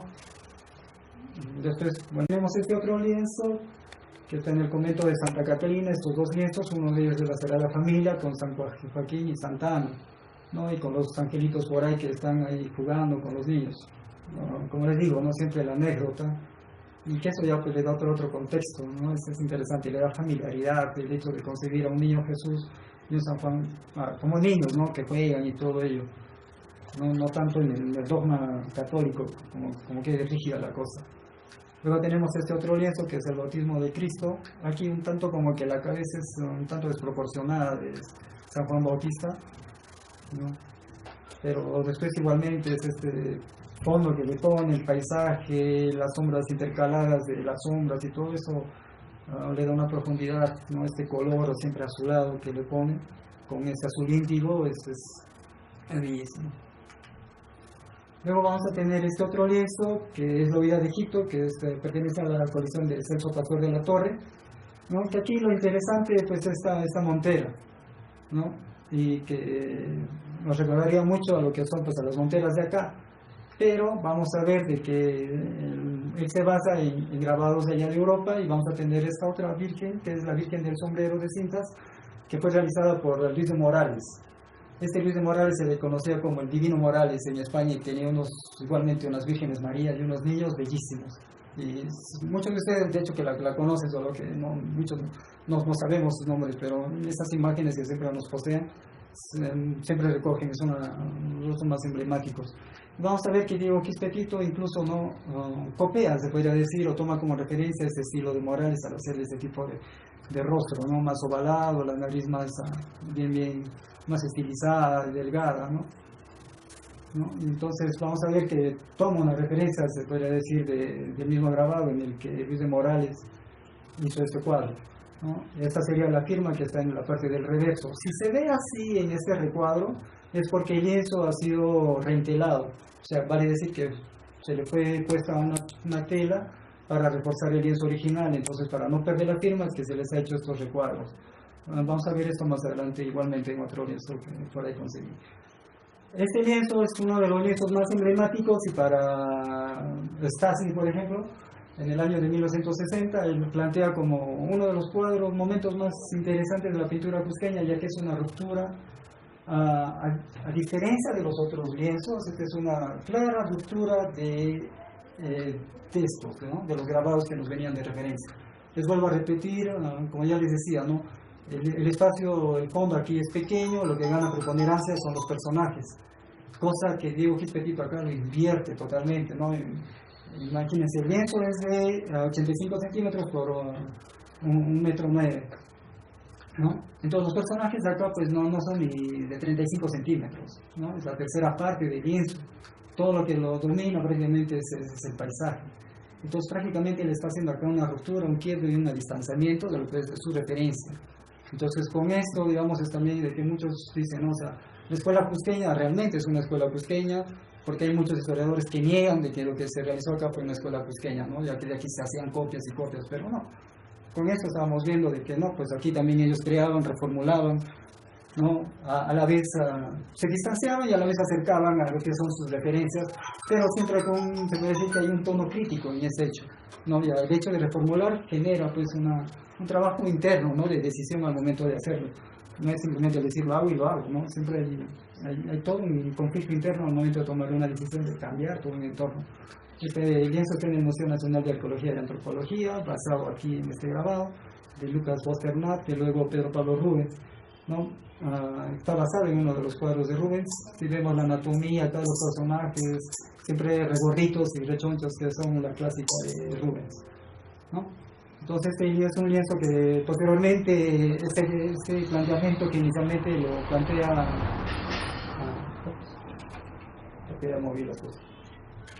plantea lo que es Stasny, y tomaría más asidero, ¿no? Sí, no está moviéndose. No quiere continuar. Creo que hice algo. ¿Me lo puedes mover, las imágenes? Creo que hice algo. Ya. Luego vamos a continuar con esa serie de lo que son los retornos de la vida de Egipto. Este es un lienzo que está en el Museo Pedro de Osma, está atribuido a Diego Quispetito, pero en otros textos aparece ya como Diego Quispetito, ¿no? Entonces, bueno, decidí consignarlo. Tiene como referencia el mismo grabado anterior que hemos visto, pero igualmente acá, ¿no? Bueno, aquí ha sido más conciliador Diego Quispetito y pone mica mica, se podría decir, ¿no? Los dos personajes equilibra tanto lo que es el fondo y el primer plano con los personajes principales. Luego tenemos este otro lienzo, pertenece a la colección de Luisa Calderón Reni, ¿no? Que es en Lima, y es San Niño San Juan Bautista con los ángeles. Aquí es interesante porque el espacio, que es el que domina aquí, Diego Quispetito un tanto como que separa a los personajes, rompiendo un tanto la unidad, no parecen desperdigados los personajes, pero bueno, también es para equilibrar lo que es el espacio, ¿no? Y bueno, al margen de eso, igual esta escena que se ve aquí es bellísima, ¿no? La cascada, la catarata, los árboles, estos efectos que le hace para generar planos y fondos, una vaporosidad que es bellísima. Luego vamos a tener estos lienzos que están de Diego Quispetito en Potosí. Aquí es interesante porque en Potosí, en esa parte de Lima, de Bolivia, de La Paz, había puesto un círculo de pintores importantes y que tenían pues muy buena mano, ya que Bernardo Vitti trabaja por ahí como unos 6-7 años en lo que es en Juli, y parte de lo que es de esa parte de Chuquisaca y todo ello. Entonces había pintores que realmente tenían muy buena mano. Entonces es interesante que Diego Quispetito o vaya a pintar o simplemente haya vendido sus obras para allá, pero lo que es entre los lienzos que encontramos ahí, ahora están ubicados en el Museo Casa de la Moneda, que es este Jesús entre los doctores, ¿no? Y vamos a ver que en uno de estos libros, no pude encontrar un mayor acercamiento para ubicar la firma, pero históricamente los historiadores confirman que en uno de estos dos libros entreabiertos está la firma de lo que es Diego Quispetito, que firma de esta manera, ¿no? Como Inca. ¿No? Diego Quispetito Inca me inventó en el año de 1667 a la edad de 56 años, todo eso lo firma. Por eso es también que les decía, ¿no? A partir de acá es que se deduce la fecha de nacimiento y la edad de Diego Quispetito en relación a su primer cuadro de 1627. Luego vamos a tener este otro que igualmente está en la Casa de la Nacional de la Moneda, que son los Desposores de la Virgen y San José, ¿no? Aproximadamente en el mismo año que está el otro lienzo de 1667. Vamos a considerar que muchos de estos lienzos son dentro de esos años, ¿no? Y vamos a ver que igualmente lo que es el colorido, la composición, pues es qué belleza de azul y de verde, ¿no? El drapeado, el detalle de las telas, los pliegues, realmente es bien agradable, ¿no? Este lienzo se acerca mucho a la composición que dio origen a muchos de estos lienzos, que es la de Rafael, ¿no? Que se encuentra lo que es en el Vaticano, ¿no? Solo que Diego Quispetito acá lo hace pues este badaquino, ¿no? Lo hace mucho más pequeño y varía un tanto lo que es la naturaleza y el fondo. Luego vamos a tener este otro lienzo que es Arcángel San Miguel, que está en el Museo Nacional de Arte de La Paz, ¿no? Vamos a ver lo que es la belleza de lo que es el rostro, esa delicadeza, ¿no? Claro, el movimiento es un tanto amanerado, ¿no? Un tanto forzado, pero en cuanto a lo que es el trabajo. Otra vuelta vuelvo a recalcar que quizás el dorado del brocateo sea posterior, o quizás también fuera de la misma época. Luego vamos a tener hay una referencia que hace Teresa de Gisbert, que estos lienzos, que es la segunda griega de Jesús camino al Calvario, este está ubicado en la parroquia de San Roque. Y luego había otro lienzo que es Noé entrando al arca, que no pude conseguir la imagen, no visité en ningún lado, pero que también está en el Museo Casa Nacional de la Moneda. Cuando entré a la página de este museo, no consignan otro lienzo, pero no consignan este, de Noé entrando al arca. ¿no? Y que este pertenecía al estado, lo que es en Copacabana, y que a partir de su descubrimiento que se hace en los 60, 70, lo llevan al Museo de acá, de la Moneda de la Paz, ¿no? Pues sí, aproximadamente este lienzo igualmente es de 1667 o de esa década, y como vemos, pues la cantidad de detalle de los personajes que le pone, o sea, realmente es una obra pues muy interesante, de un buen formato, ¿no? Y es, evidentemente, igualmente, no está de más decirlo, ¿no? La belleza, ¿no? Acá el perrito que le aumenta, siempre es buscando lo anecdótico. Luego vamos a tener este otro lienzo que está en lo que es en Santo Domingo. Este lienzo fue restaurado por Anna Derentowicz-Zarskiewska, que ella vino de Polonia. Y ella hizo un trabajo para hacer un mantenimiento y volver se podría decir, volver a restaurar estos lienzos que habían sido ya restaurados en la década de los 60, 70, pero bueno, no de una manera tan correcta, ¿no? Y ella se encarga pues de retocar y volver a intervenirlos, pero de una manera mucho más correcta. Vamos a tener que es el bautizo de Cristo, igualmente siempre parece que quizás se deba a los grabados, ¿no? La cabeza siempre es un tanto desproporcional, que se ve por el medio raro, ¿no? Pero después vamos a ver que el resto de la factura, pues el cuadro siempre es correcta, el manejo de la perspectiva, nuestras diagonales que Diego Quisquetito le pone para profundizar el lienzo y generar puntos de fuga en cuanto hacia el espectador, ¿no? Y en la parte posterior así es como se ve el lienzo, y como les digo, el lienzo ha sido rentelado, esta vez ha sido a la cera resina, y se ha creado estas ventanas para mantener lo que es la firma de Diego Quisquetito, que lo hacía con escayola. El escayola es como una especie de carbón, un lápiz carbón que en esa época se utilizaba, ¿no? Entonces muchos de los lienzos de Diego Quisquetito tienen esta firma, bueno, lo que dice Teófilo Benavente, ¿no? Que en la parte de reverso de los lienzos hay bastantes que tienen esta firma de Diego Quisquetito, aparte de la que está en la parte del embés del lienzo, es decir, en la cara. Luego aquí tenemos unos cuantos lienzos de lo que son las Madonas, ¿no? Y igualmente este es otro lienzo, se refiere a este de acá, en la que en varios libros aparece como Diego Quisquetito y en otras como que está atribuido al círculo. Bueno, entonces, bueno, yo lo consigné, pero lo dejo a duro. Luego tenemos esta otra rosa mística que está en San Pedro de Cusco, e igualmente es un lienzo que muchos historiadores pues lo llenan de elogios y no es para menos, ¿no? Si vemos el drapeado, la delicadeza, cómo está concebido el rostro de la Virgen, realmente es una belleza, es ese aspecto idílico, ¿no? que le da a la Virgen, realmente es bellísimo. Luego vamos a tener estas otras tres, ¿no? La primera está lo que es en el Museo de Arte de Filadelfia. En sus catálogos aparecen como de Diego Quisquetito, pero en cuanto a historiadores y referencias históricas no hablan de ellas, ¿no? Y bueno, yo solamente las he consignado. Luego aparece esta, la que es otra Inmaculada Concepción, la colección Freyer, está en Ohio. Luego tenemos esta otra, que es la Virgen Franciscana de la Inmaculada Concepción, con letanías, en el año de 1650, es el Museo de Arte de Denver, ¿no? La referencia de estas imágenes la conseguí con este arca, que es un proyecto de arte de la Universidad de los Andes, creo que es de Bolivia, la universidad, no llegué a averiguar de dónde era. Pero este arca, si ustedes entran, proyecto arca, les va a dar un montón de imágenes, y ellos consignan 90 pinturas de Diego Quisquetito, pero muchas de ellas se basan en los textos de Teófilo Benavente, y Teófilo Benavente comete algunos errores de atribuir directamente lienzos a Diego Quisquetito, ¿no? Como lo que es la Virgen de Belén, que es de esto, ¿no? De la Sila Santa Cruz, también está consignado como en esta arca. Entonces por ahí, bueno, no se guían mucho, siempre busquen otra fuente.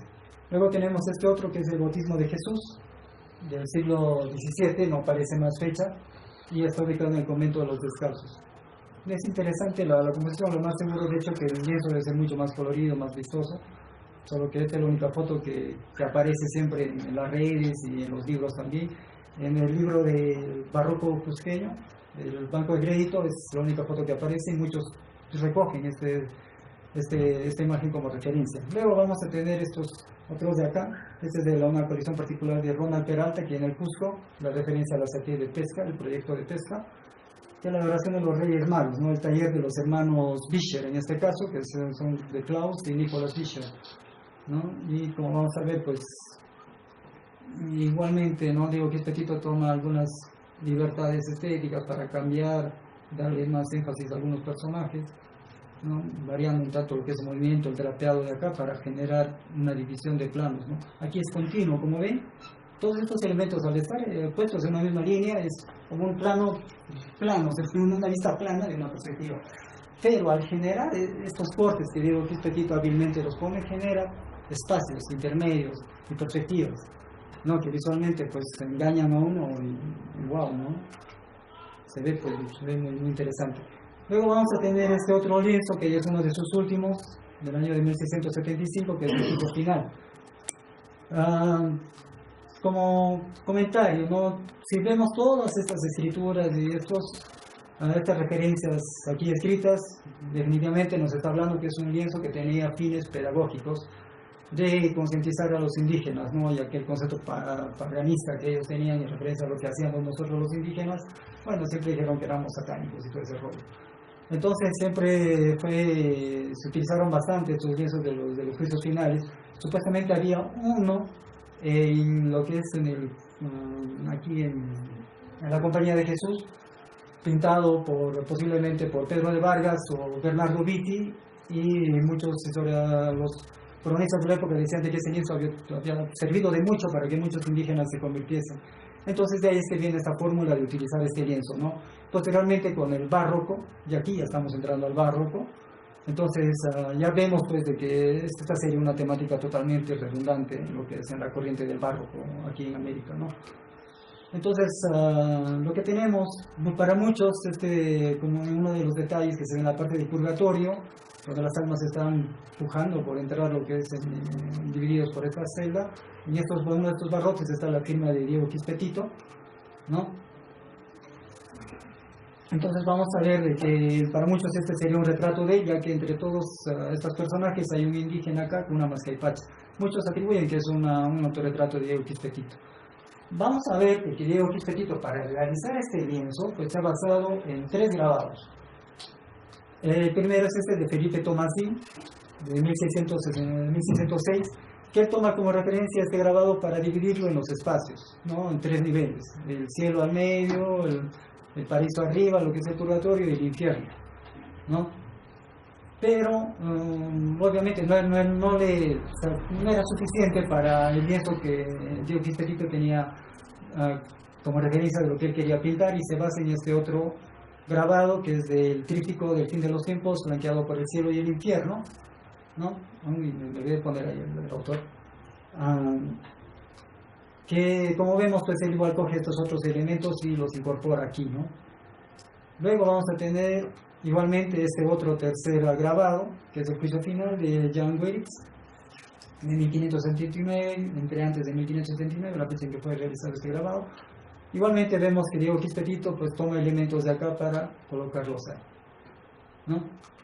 Luego vamos a entrar a lo que ya sería, bueno, espero no haberlos cansado, vamos a entrar a lo que es la última parte ya de acá, con lo que es la serie del Zodiaco. Para eso vamos a tomar referencias de que para el primer concilio de Trento, en el año de 1565, luego el segundo concilio limense, el primero y el segundo, no siempre se ha hecho énfasis con la extirpación de las idolatrías. Como aparece en el año de 1608, el cura doctrinero de Guaro, que es Francisco de Ávila, pues vendría con eso de Guarochirí, ¿no? Y vendríamos lo que es la rebelión de Taquionco y todo esto, y otra vuelta se avivarían pues los pueblos de que los indígenas estaban con esto de las huacas y todo ello, ¿no? Lo que es el virrey luego Esquilache, ¿no? Y es así, por ejemplo, que luego de toda esa denuncia hay una cacería de brujas que se desarrolla con Francisco de Ávila, que se convierte en el primer extirpador. Él luego da un informe de que él había destruido e incautado 18.000 ídolos movibles y 2.000 fijos. Imagínense cuánto patrimonio ha destruido, ¿no?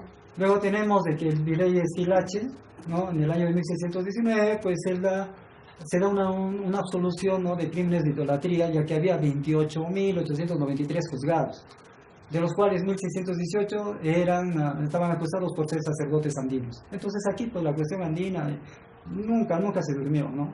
Como sabemos, ya es historia salida, pues lo del Corpus Christi, las momias debajo de los santos y todo eso, ¿no? Es así que en el año de 1629 se da un edicto, ¿no? Para, igualmente se seguía prohibiendo lo que son hechiceros, quiromantes, astrólogos, y para eso se implementó lo que es la cárcel de Santa Cruz en el cercado de Lima, ¿no? Entonces en esa parte se detenía a las personas por eso de las incendiarias y ya uno ya no los volvía a ver. Después posteriormente ya se disolvió todo esto y ya se dejó de realizar. Bueno, como referencias a esta temática de hacer estos cuadros referentes con los signos zodiacales, eso ya se conocía en Europa. Y la primera referencia, bueno, les invito a que ustedes lo ubiquen después por ahí, es este libro de las horas felices del duque de Berry. Estos duques mandaban a hacer unos libros así inmensos, con páginas doradas y todo ello, donde hacían representaciones de las diferentes épocas del año, con los diferentes trabajos agrícolas y los quehaceres que se hacían, ¿no? Recordemos que en Europa las estaciones realmente son bien marcadas a diferencia de acá, entonces para ellos les servía pues mucho, no sé si pedagógicamente, pero es muy común de ver este tipo de libros, ahí hay varios. El más famoso es este por la ornamentación que tiene, es una belleza, ¿no? Y luego dice que lo compró un coleccionista y luego este lo dona a la Catedral de Lima. Vamos a ver que hay una serie de los signos del zodiaco, ¿no? Y que ahorita está en la Catedral de Lima y pertenece al taller de los Bassano. Los Bassano eran como una familia de Venecia, que eran como 6 o 5 y todos pintaban. Entonces es difícil la autoría, si es que se pone como los hermanos Bassano, que tienen una calidad muy buenísima. Igualmente son faenas, como les digo, agrícolas, todo con los signos ahí encima, ¿no? Entonces no es una idea tan fuera de lo común, como para muchos escuchar por ahí, ¿no? De que, bueno, ¿no? Y bueno, es inusual y todo eso. No es tan inusual si nos ponemos a ver y ver estas referencias. Luego vamos a ver que la serie en la que digo Quispetito se basa en esta, que es la serie emblemática evangélica, ¿no? Que se ejecutó en el año de 1585. Aquí he estado haciendo algunas pesquisas y esta es una referencia que le hacen en la Casa Christie's, ¿no? Porque luego se subasta, la última que fue subastada fue esta de acá del 16 de julio de 2014, que es esta imagen a la cual pertenece, ¿no? Y ahora se encuentra en la colección de la Fundación King Bodin en Bruselas, ¿no? Entonces vamos a ver en la descripción que hacen de estos grabados, dice, ¿no? Cada dibujo está firmado y efectuado, parece haber comenzado en el mes de diciembre y que está fechado de una forma inusual, ya que hay esta numerología. Cada grabado tiene esta misma fecha, ¿no? Una serie de copias se encuentra en el Museo Metropolitano de Nueva York. Luego vamos a ver que igualmente hay otra serie firmada en la biblioteca del Marqués de Bloodford en Van Nights, ¿no? Y luego se hizo lo que es el catálogo de ventas en 1819, ¿no? Se describe que contiene impresiones notablemente finas y las planchas hechas por los hermanos Sadeler, ¿no? Recordemos que Sadeler también trabajaba con lo que es la imprenta de los Plantini, que es prácticamente la que se encarga de imprimir todos esos grabados y darlos a esta parte de América Latina, lo que es México, ya que consiguen una bula de papal para darles, ellos sean los únicos autorizados, hay un monopolio ahí para que ellos nomás envíen y estén autorizados a enviar los grabados. Se hacen de tanta plata porque envían como 7.000 grabados, si no es mucho, si no es poco lo que les digo, la cantidad que enviaron. Entonces imagínense vender todo eso. Tanto así que ellos llegaron a convertirse en nobles y a formar parte de lo que es de la nobleza de los reyes de esas épocas, ¿no? Los Plantini pues se llenaron de plata. Luego vamos a ver aquí estos lienzos que son, ¿no? Sería lo que dice aquí en el frontispicio, en la primera página del grabado, ¿no? Va a decir esto, lo que es la emblemática evangélica de los 12 signos celestes acomodados según los meses del año. Textualmente dice, ¿no? Que Cristo dio a los hombres los astros, ¿no? Para que se procurara de ellos y puedan distinguir la evolución del tiempo iniciado, ¿no? con los días del año, ¿no? Y para que ellos puedan revocar el culto idolátrico y por medio de estas criaturas no llegar al culto de un solo creador, ¿no? Y que pongan los ojos en el reino místico de los cielos. Como estamos viendo, desde ya estos grabados no fueron una concepción de acá, sino fueron una concepción de allá y explícitamente estaban hechos para la extirpación de idolatrías. Y quizás por esta razón, y como ya Diego Quispetito ya era un pintor reconocido, conocido, es que quizás al momento en que le hicieron la contratación le dijeron, no aumentes ni varíes los grabados, ¿no? Y es así de que muchos historiadores cuando analizan los grabados de esta serie, critican a Diego Quispetito y dicen, ¿qué ha pasado? Diego Quispetito ha retrocedido, ¿no? Porque vemos que en los primeros años se les ha pegado al manierismo, luego se ha pegado a los grabados, luego se revela y ya de viejo regresa fielmente. ¿Qué ha pasado? Para muchos es uno de la serie más pobre de Diego Quispetito. Pero yo, analizando y viendo todo este contexto, y por el encargo que le hicieron, y que iba a estar en la catedral, entonces definitivamente para mí que hubo ahí una prohibición que le dijeron no le cambies ni aumentes muchos elementos. A pesar de eso, el gobierno Quisquetito aumenta y cambia elementos, pero no sustanciales. Mantiene prácticamente lo que es los espacios y todo, no hace esa diferencia primeros planos, segundos planos, nada, tal cual. Él mantiene aquí y es por eso que muchos dicen, no, es la serie más básica que la que ha hecho. Luego vamos a ver de que ahí tenemos estos datos históricos que recoge Uriel García, ¿no? Recogido por Vargas Ugarte, ¿no? Y que te dice que pues, fue obsequio de un prebendo a la catedral cusqueña, ¿no? Para 1982, 7 lienzos estaban en la parte trasera del presbiterio y 2 en la capilla de Santa Rosa. Ahora están en el Museo del Arzobispado. Posteriormente al robo que hubo, que se realizó en la catedral y se robaron 3 lienzos. Luego aquí los he agrupado así, por lo tanto para ganar tiempo. Vamos a tener que la serie comienza con lo que es, yo agarré esta, porque en varios textos agarran diferentes órdenes de cómo comienza la serie. Yo agarré por coincidencia, coincidiendo varios libros, encontré esta orden y bueno, yo seguí este ordenamiento, ¿no? Vamos a empezar por lo que es diciembre, San Juan y la Virgen buscan posada, ¿no? Como les digo, como vemos, aquí ya no hay esta exuberancia de los paisajes de Quisquetito, ¿no? La arquitectura igual es mucho más similar, la proporción y todo, hace unas pequeñas variaciones, pero no son nada sustanciales ni que distraigan, se podría decir, a quien las viera. Igualmente acá en la parábola del tonto rico o parábola del hombre que edifica el grano, también he encontrado diferentes nombres que se refieren a esta serie, entonces he consignado los dos. Como vemos, ¿no? Son mucho más similares y bien apegadas a lo que es el grabado. El color definitivamente sigue siendo un colorido muy muy rico. Tuve la oportunidad de restaurar uno de estos lienzos y realmente el color es bellísimo, no una transparencia, no una calidez, el detalle, a pesar que el lienzo creo que es 1,9 m por 80 y tantos, algo por ahí, ¿no? Y igualmente en estos lienzos, ¿no? Vemos acá los personajes están a este lado, ¿no? Diego Quisquetito trata de acomodar, pero no se aleja pues ni a más que un 30 o 20% de lo que son de los grabados.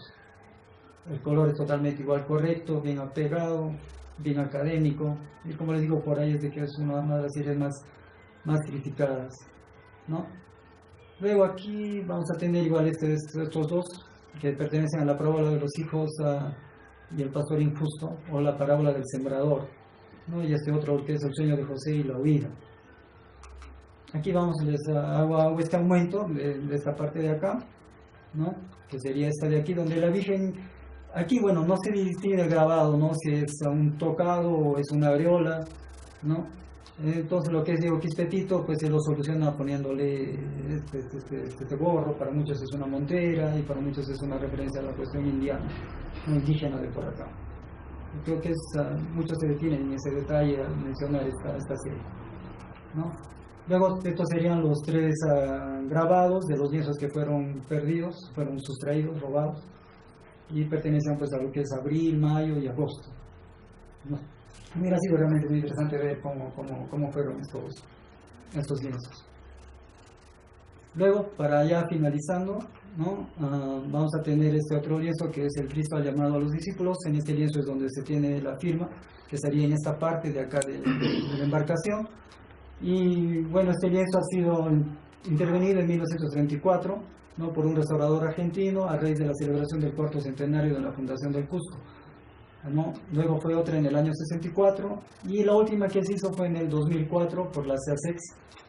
Aquí estaba yo al lado del cuadro, ¿no? En el momento que hicimos la restauración. Esta CASEX fue una exposición que se llevaron buena cantidad de cuadros de acá, se hizo mobiliario, numismática, planos, dibujos, cerámica, todo. Fue una colección así inmensa que se llevó a Europa por 4 países durante 4 años fuera del país, ¿no? Y entonces con esa raíz, a través de esa razón es que se hizo esa restauración.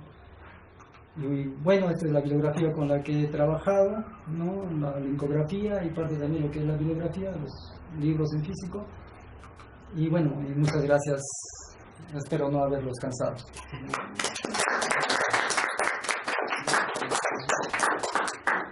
Gracias. ¿Cuántas pinturas, más o menos, porque ya usted ha dicho que hay algunas que están en duda si han sido de él o no, más o menos cuántas pinturas ha pintado? ¿Y qué material utilizaban para pintar, para obtener esos colores, por favor? Ya. Bueno, como le digo, la mayor, digamos, la página web que encontrás es esta de ARCA, ¿no? De la Universidad de los Andes, donde ahí pone Diego Quispetito, proyecto ARCA, y ahí le va a mandar, ¿no? Y ahí aparecen como 90 lienzos, pero como les digo, no hay que fiarse de todos ellos. Y entre todo lo que he visto, lienzos que realmente están firmados y algunos atribuidos más cercamente a lo que es a Diego Quispetito, porque hay otros que están atribuidos al círculo de Diego Quispetito. Por lo menos estamos hablando de unas 120, unas 130 obras, ¿no? Que están las más cercanas, o ya sean de su círculo o ya sean atribuidas. Pero Diego Quispetito son las que las he mostrado acá, que no llega a eso. No, estas son las confirmadas, se podría decir. Porque tengo años juntando y ahora que entro al internet reviso que hay muchas de ellas, ¿no? Yo las atesoraba en mi época, pero resulta que ahora hay muchas a la mano, ¿no? Entonces ya se tiene buena cantidad de lo que son. Ahora, en cuanto a los materiales, se podría decir, por ejemplo, los verdes, se utiliza lo que es el verde de malaquita, ¿no? El verde de malaquita se saca del cobre a partir de la oxidación que se hacía el cobre. Se conseguía el metal, se miccionaba, se utilizaba urea, se ponía en un balde y luego en la parte de arriba se ponía lo que es la plancha de cobre.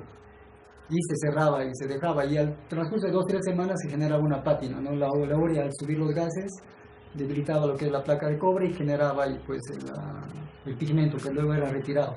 Vale decir que después era totalmente venenoso. El blanco era el blanco de plomo, y por ende también era recontravenenoso. Y en esa época se conocía como blanco de Albayalde. Luego hay el azarcón, el amarillo de Nápoles, son un montón de pigmentos. A manera general les puedo decir de que los primeros lienzos, los primeros pigmentos y todo que llegaban no tanto para los pintores sino para los farmacéuticos y doctores. Muchos de estos materiales se utilizaban para los doctores y los pintores pues utilizaban para pintar. Luego, yo entrando a la lógica de la gente y viendo cómo es la lógica del peruano, por así decirlo, ¿no? el criollismo que nosotros decimos, estos pigmentos eran caros.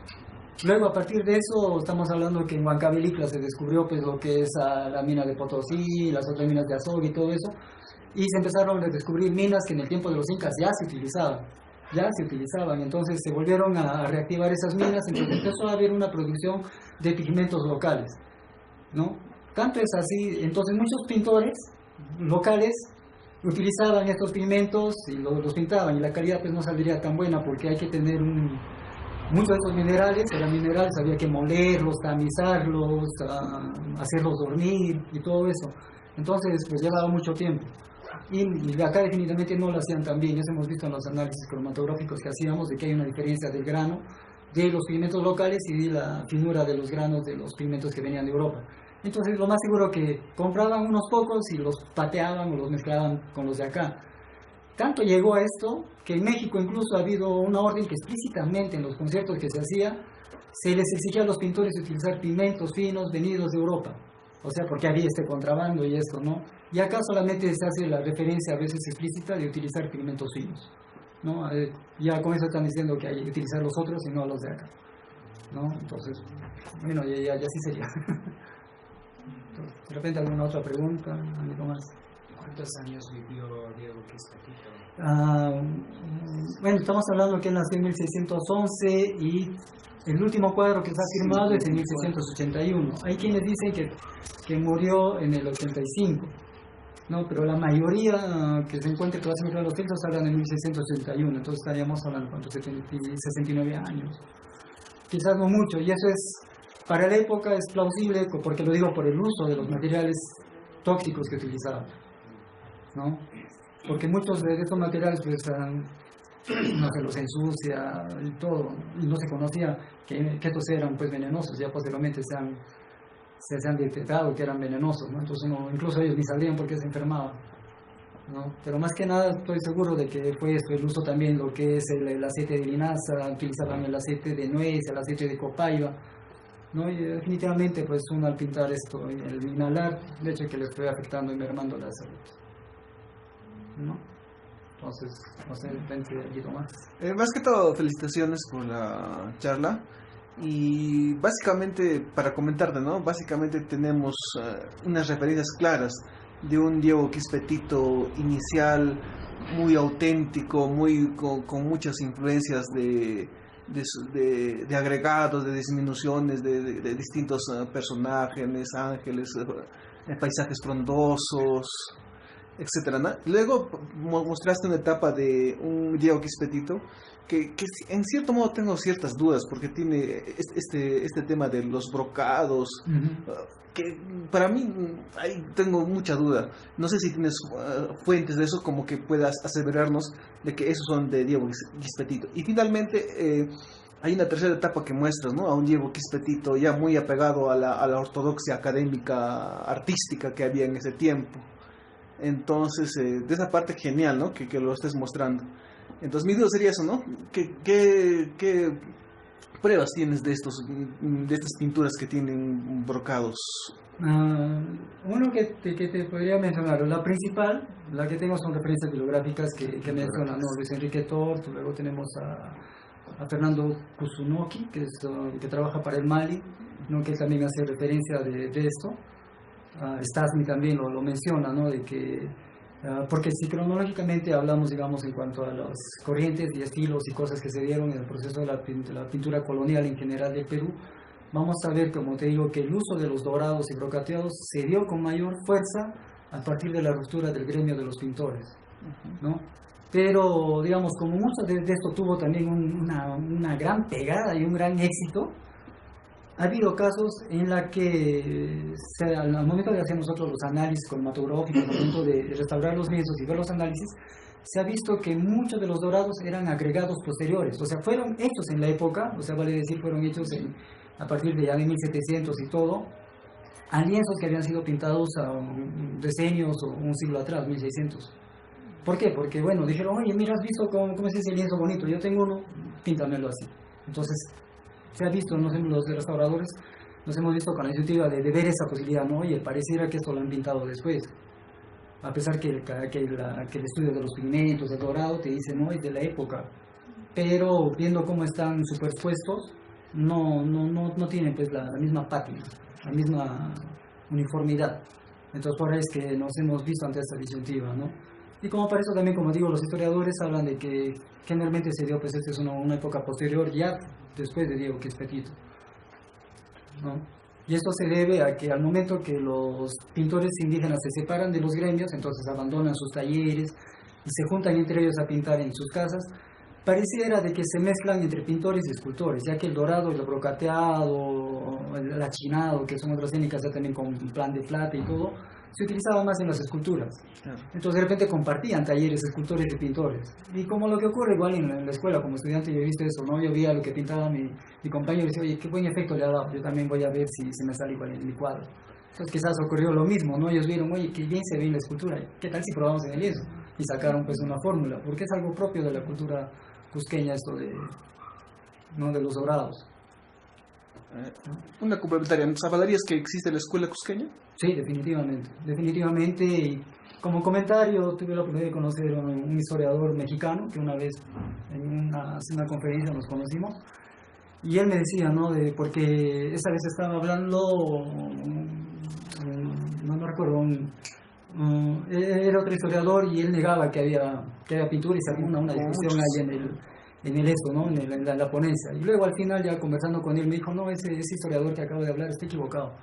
Yo en México he visto museos y pinturas que llegaron de acá y yo miro todo, veo, y cuando veo una pintura que viene de este lado de ustedes, me dice, yo lo reconozco rápidamente porque se diferencia de todo lo demás. Y eso solo ocurre pues cuando hay una escuela, ¿no? Cuando tiene un sello propio, algo que lo distingue de los demás y no es una copia de los demás, ¿no? Porque tú ves, por ejemplo, en la pintura colonial de México, es muy parecido a la neogranadina, a la sevillana, a esa parte de España. No ha habido esa fuerza que se dio aquí a los indígenas, o como acá. Allá es muy notorio. Fueron muchos más pintores europeos, españoles y mestizos y criollos los que pintaron, no indígenas. No, y por eso su pintura, tú vas a ver, es muy lineal, por así decirlo, con los otros estilos europeos. En cambio aquí sí se nota la ruptura. Y como lo decía, pues ese historiador, luego nos fuimos aquí a ver al Museo Regional y parecía, no, definitivamente, no, ustedes sí han tenido una escuela. Entonces, en eso me apoyo, ¿no? Pero me imagino que cuando dicen escuela, también hacen referencia a un lugar donde aprender los estilos, ¿no? O sea, para que uno pueda seguir como, digamos, psicología, antropología, ¿no? Claro. Hay un colegio de antropólogos, porque hay una entidad que los masifica, ¿no? Entonces, desde ese punto de vista, parece que no hay, porque hay esa controversia, ¿no? No ha habido escuela cusqueña, pero dicen pintura cusqueña, que es, según ellos, lo más aceptable. Claro. Se podría decir que, bueno, sí y no, ¿no? Es interesante tu disyuntivo y la conjetura que planteas. Pero como te digo, podría ser sí y no, ya que sí había, digamos, talleres y había también este hecho que había discípulos y maestros. Entonces el hecho que ya hay un discípulo, ya hay un maestro, ya hay seguidores, ¿no? Entonces ya se podría ver que estamos hablando de una escuela. Ya que en una escuela hay un maestro, un discípulo, luego siguen los seguidores. O sea, es esto, ¿no? Sino que la forma de cómo se trabajó fue totalmente diferente. Ya que cuando se separan del gremio de los criollos, mandan un enunciado los artistas indígenas que se agrupan, donde ellos dicen, no, vamos a pintar a nuestra manera y usanza. Y a la manera de los antiguos, por ahí ponen eso, ¿no? Entonces con eso están prácticamente dividiendo lo nuevo que venía con los españoles, eso y aquello, lo foráneo, con lo local regional de acá, ¿no? Y luego, por ejemplo, de manera, te comento, yo estuve trabajando en tinta, en la restauración del templo de tinta, y hemos trabajado una serie de lienzos en las que había el lienzo, la imagen, que era, pues medía como 60%, por así decirlo, y había como unos 40 centímetros de una orla de flores y plantas que se ponía alrededor, ¿no? Entonces, como digo, había otra vuelta a esa competición entre fondo y figura. ¿Cuál era lo importante? ¿O era la decoración verde o eran los personajes? Y a pesar que la anatomía tenía carencias, porque ahí va el otro punto, al separarse de la academia de los europeos, ¿no? Y al aprender entre ellos mismos, ocurren dos cosas. Uno, pierden esa noción de la factura, de la calidad del dibujo, la anatomía perfecta y todo. Pero también ganan lo que es la individualidad, el hacerse crear cosas nuevas y propias, ¿no? Ya no seguir lo que los otros españoles decían, sino crean una individualidad. Pero a pesar, pasa el tiempo y se vuelven bien arcaizantes. Es como que ellos también ya no tienen muy pocas ideas y repiten una misma concepto y cánones de estilos ya pasados y desfasados, ¿no? Y eso se ve, como te digo, en estos lienzos de tinta, porque nosotros cuando hacíamos la limpieza de los follajes, cada hoja tenía su nervadura, tenía sus líneas, todo, un detalle alucinante. Es como si la anatomía o la fisiología de las formas de las plantas se las sabía mucho más que la anatomía de los personajes pintados. No había errores en el follajería que todo que le ponía alrededor, pero sí había errores de proporción en cuanto a los personajes humanos, ¿no? Entonces uno decía, no, definitivamente pues esto es de otro taller, o sea, ya es de esa época posterior, ¿no? Y ya ni que hablar con Marco Zapata, que él entra con la industrialización de la pintura y ahí se entra a otro nivel. Marco Zapata pues piensa que para la letanía lauretana, que son los 40 lienzos, 40 y tantos que están en la catedral, solamente se han hecho en 6 meses. Y son pues lunetos enormes de 4 por 5 metros. Claro, entonces también ahí ya estamos hablando no solamente de talleres, sino de la tercerización de las obras de arte, ¿no? ¿Y esto qué implica? Que las personas más reconocidas, que incluso de repente manejarían bien el español, sabrían escribir, porque hay muchos indígenas que son analfabetos, ¿no? Entonces escogerían pues a los que más tenían más facilidad de habla, de poder a esto, tenían más conocidos, con los prebendados, con los curas. Entonces se agrupaban en torno a él y él hacía el encargo y los subcontrataba a los otros, ¿no? Y solamente la clásica en un taller, ¿no? Los discípulos hacen el fondo y el maestro hace las partes principales, ¿no? Encarnaciones y algunas telas, ¿no? Y los discípulos hacen el fondo y las bases de color. Entonces se ve todo un proceso en el arte pictórico cusqueño.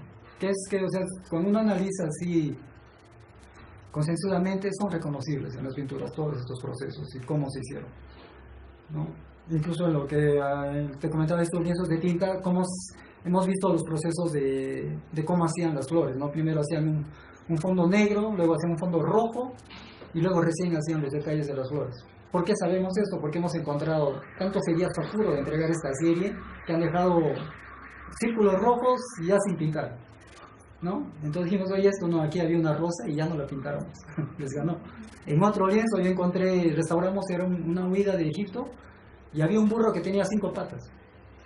¿Y por qué? Porque hicieron un dibujo original que por lo visto no encuadraba bien en el lienzo, entonces lo borraron y sobre eso volvieron a redibujar o volvieron a calcar una imagen y la pintaron. Y por el apuro pues no se dieron cuenta y pintaron la de burro más que tenía 5 patas.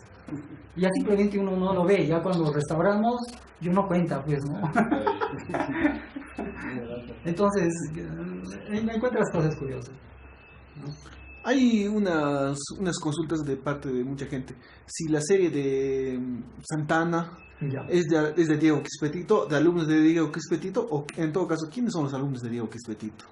El más conocido sería lo que es Bernabé Nina, ¿no? Que es el más reconocido y tiene por ahí también su firma de Bernabé Nina, que firma similar a la de Diego Quispetito.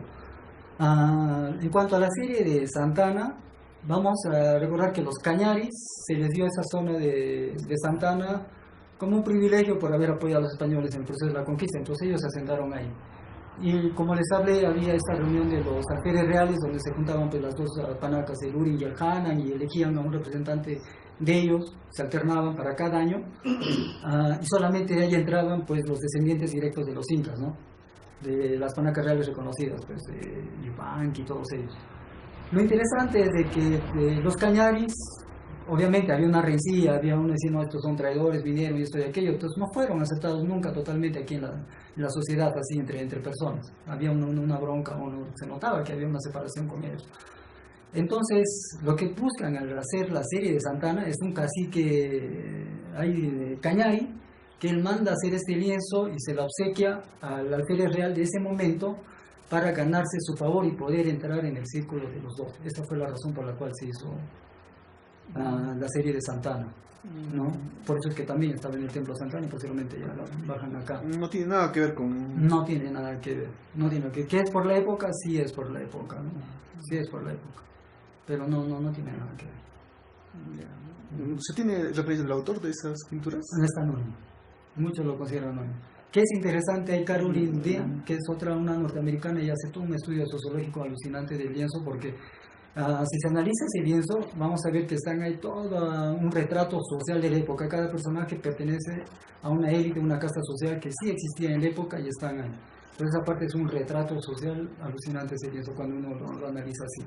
Incluso la ubicación de los personajes, como están, nos habla mucho de la separación de castas, de gente entre criollos y mestizos indígenas. Se nota todo y para analizarlo es una radiografía de la época, muy interesante, muy interesante. Dime. Por aquí. Hay imágenes y pinturas en la catedral y en el convento de Santo Domingo donde no se enfornó, no tiene decoración primeramente y son cristos en muchos casos que tienen esa deformidad en el cuerpo, o sea que son, digamos, que si lo notas mucho, las piernas son de varón, el cuerpo es de mujer y la cabeza es como un poco grande o muy pequeña. Por eso es de que hay muchas discusiones de que no existió al inicio escuelas cusqueñas, porque no había esa anatomía que se debía tomar, por ejemplo. Eso pasa justamente en la Pinacoteca de Santo Domingo y en la catedral donde están todos los arzobispos de Cusco.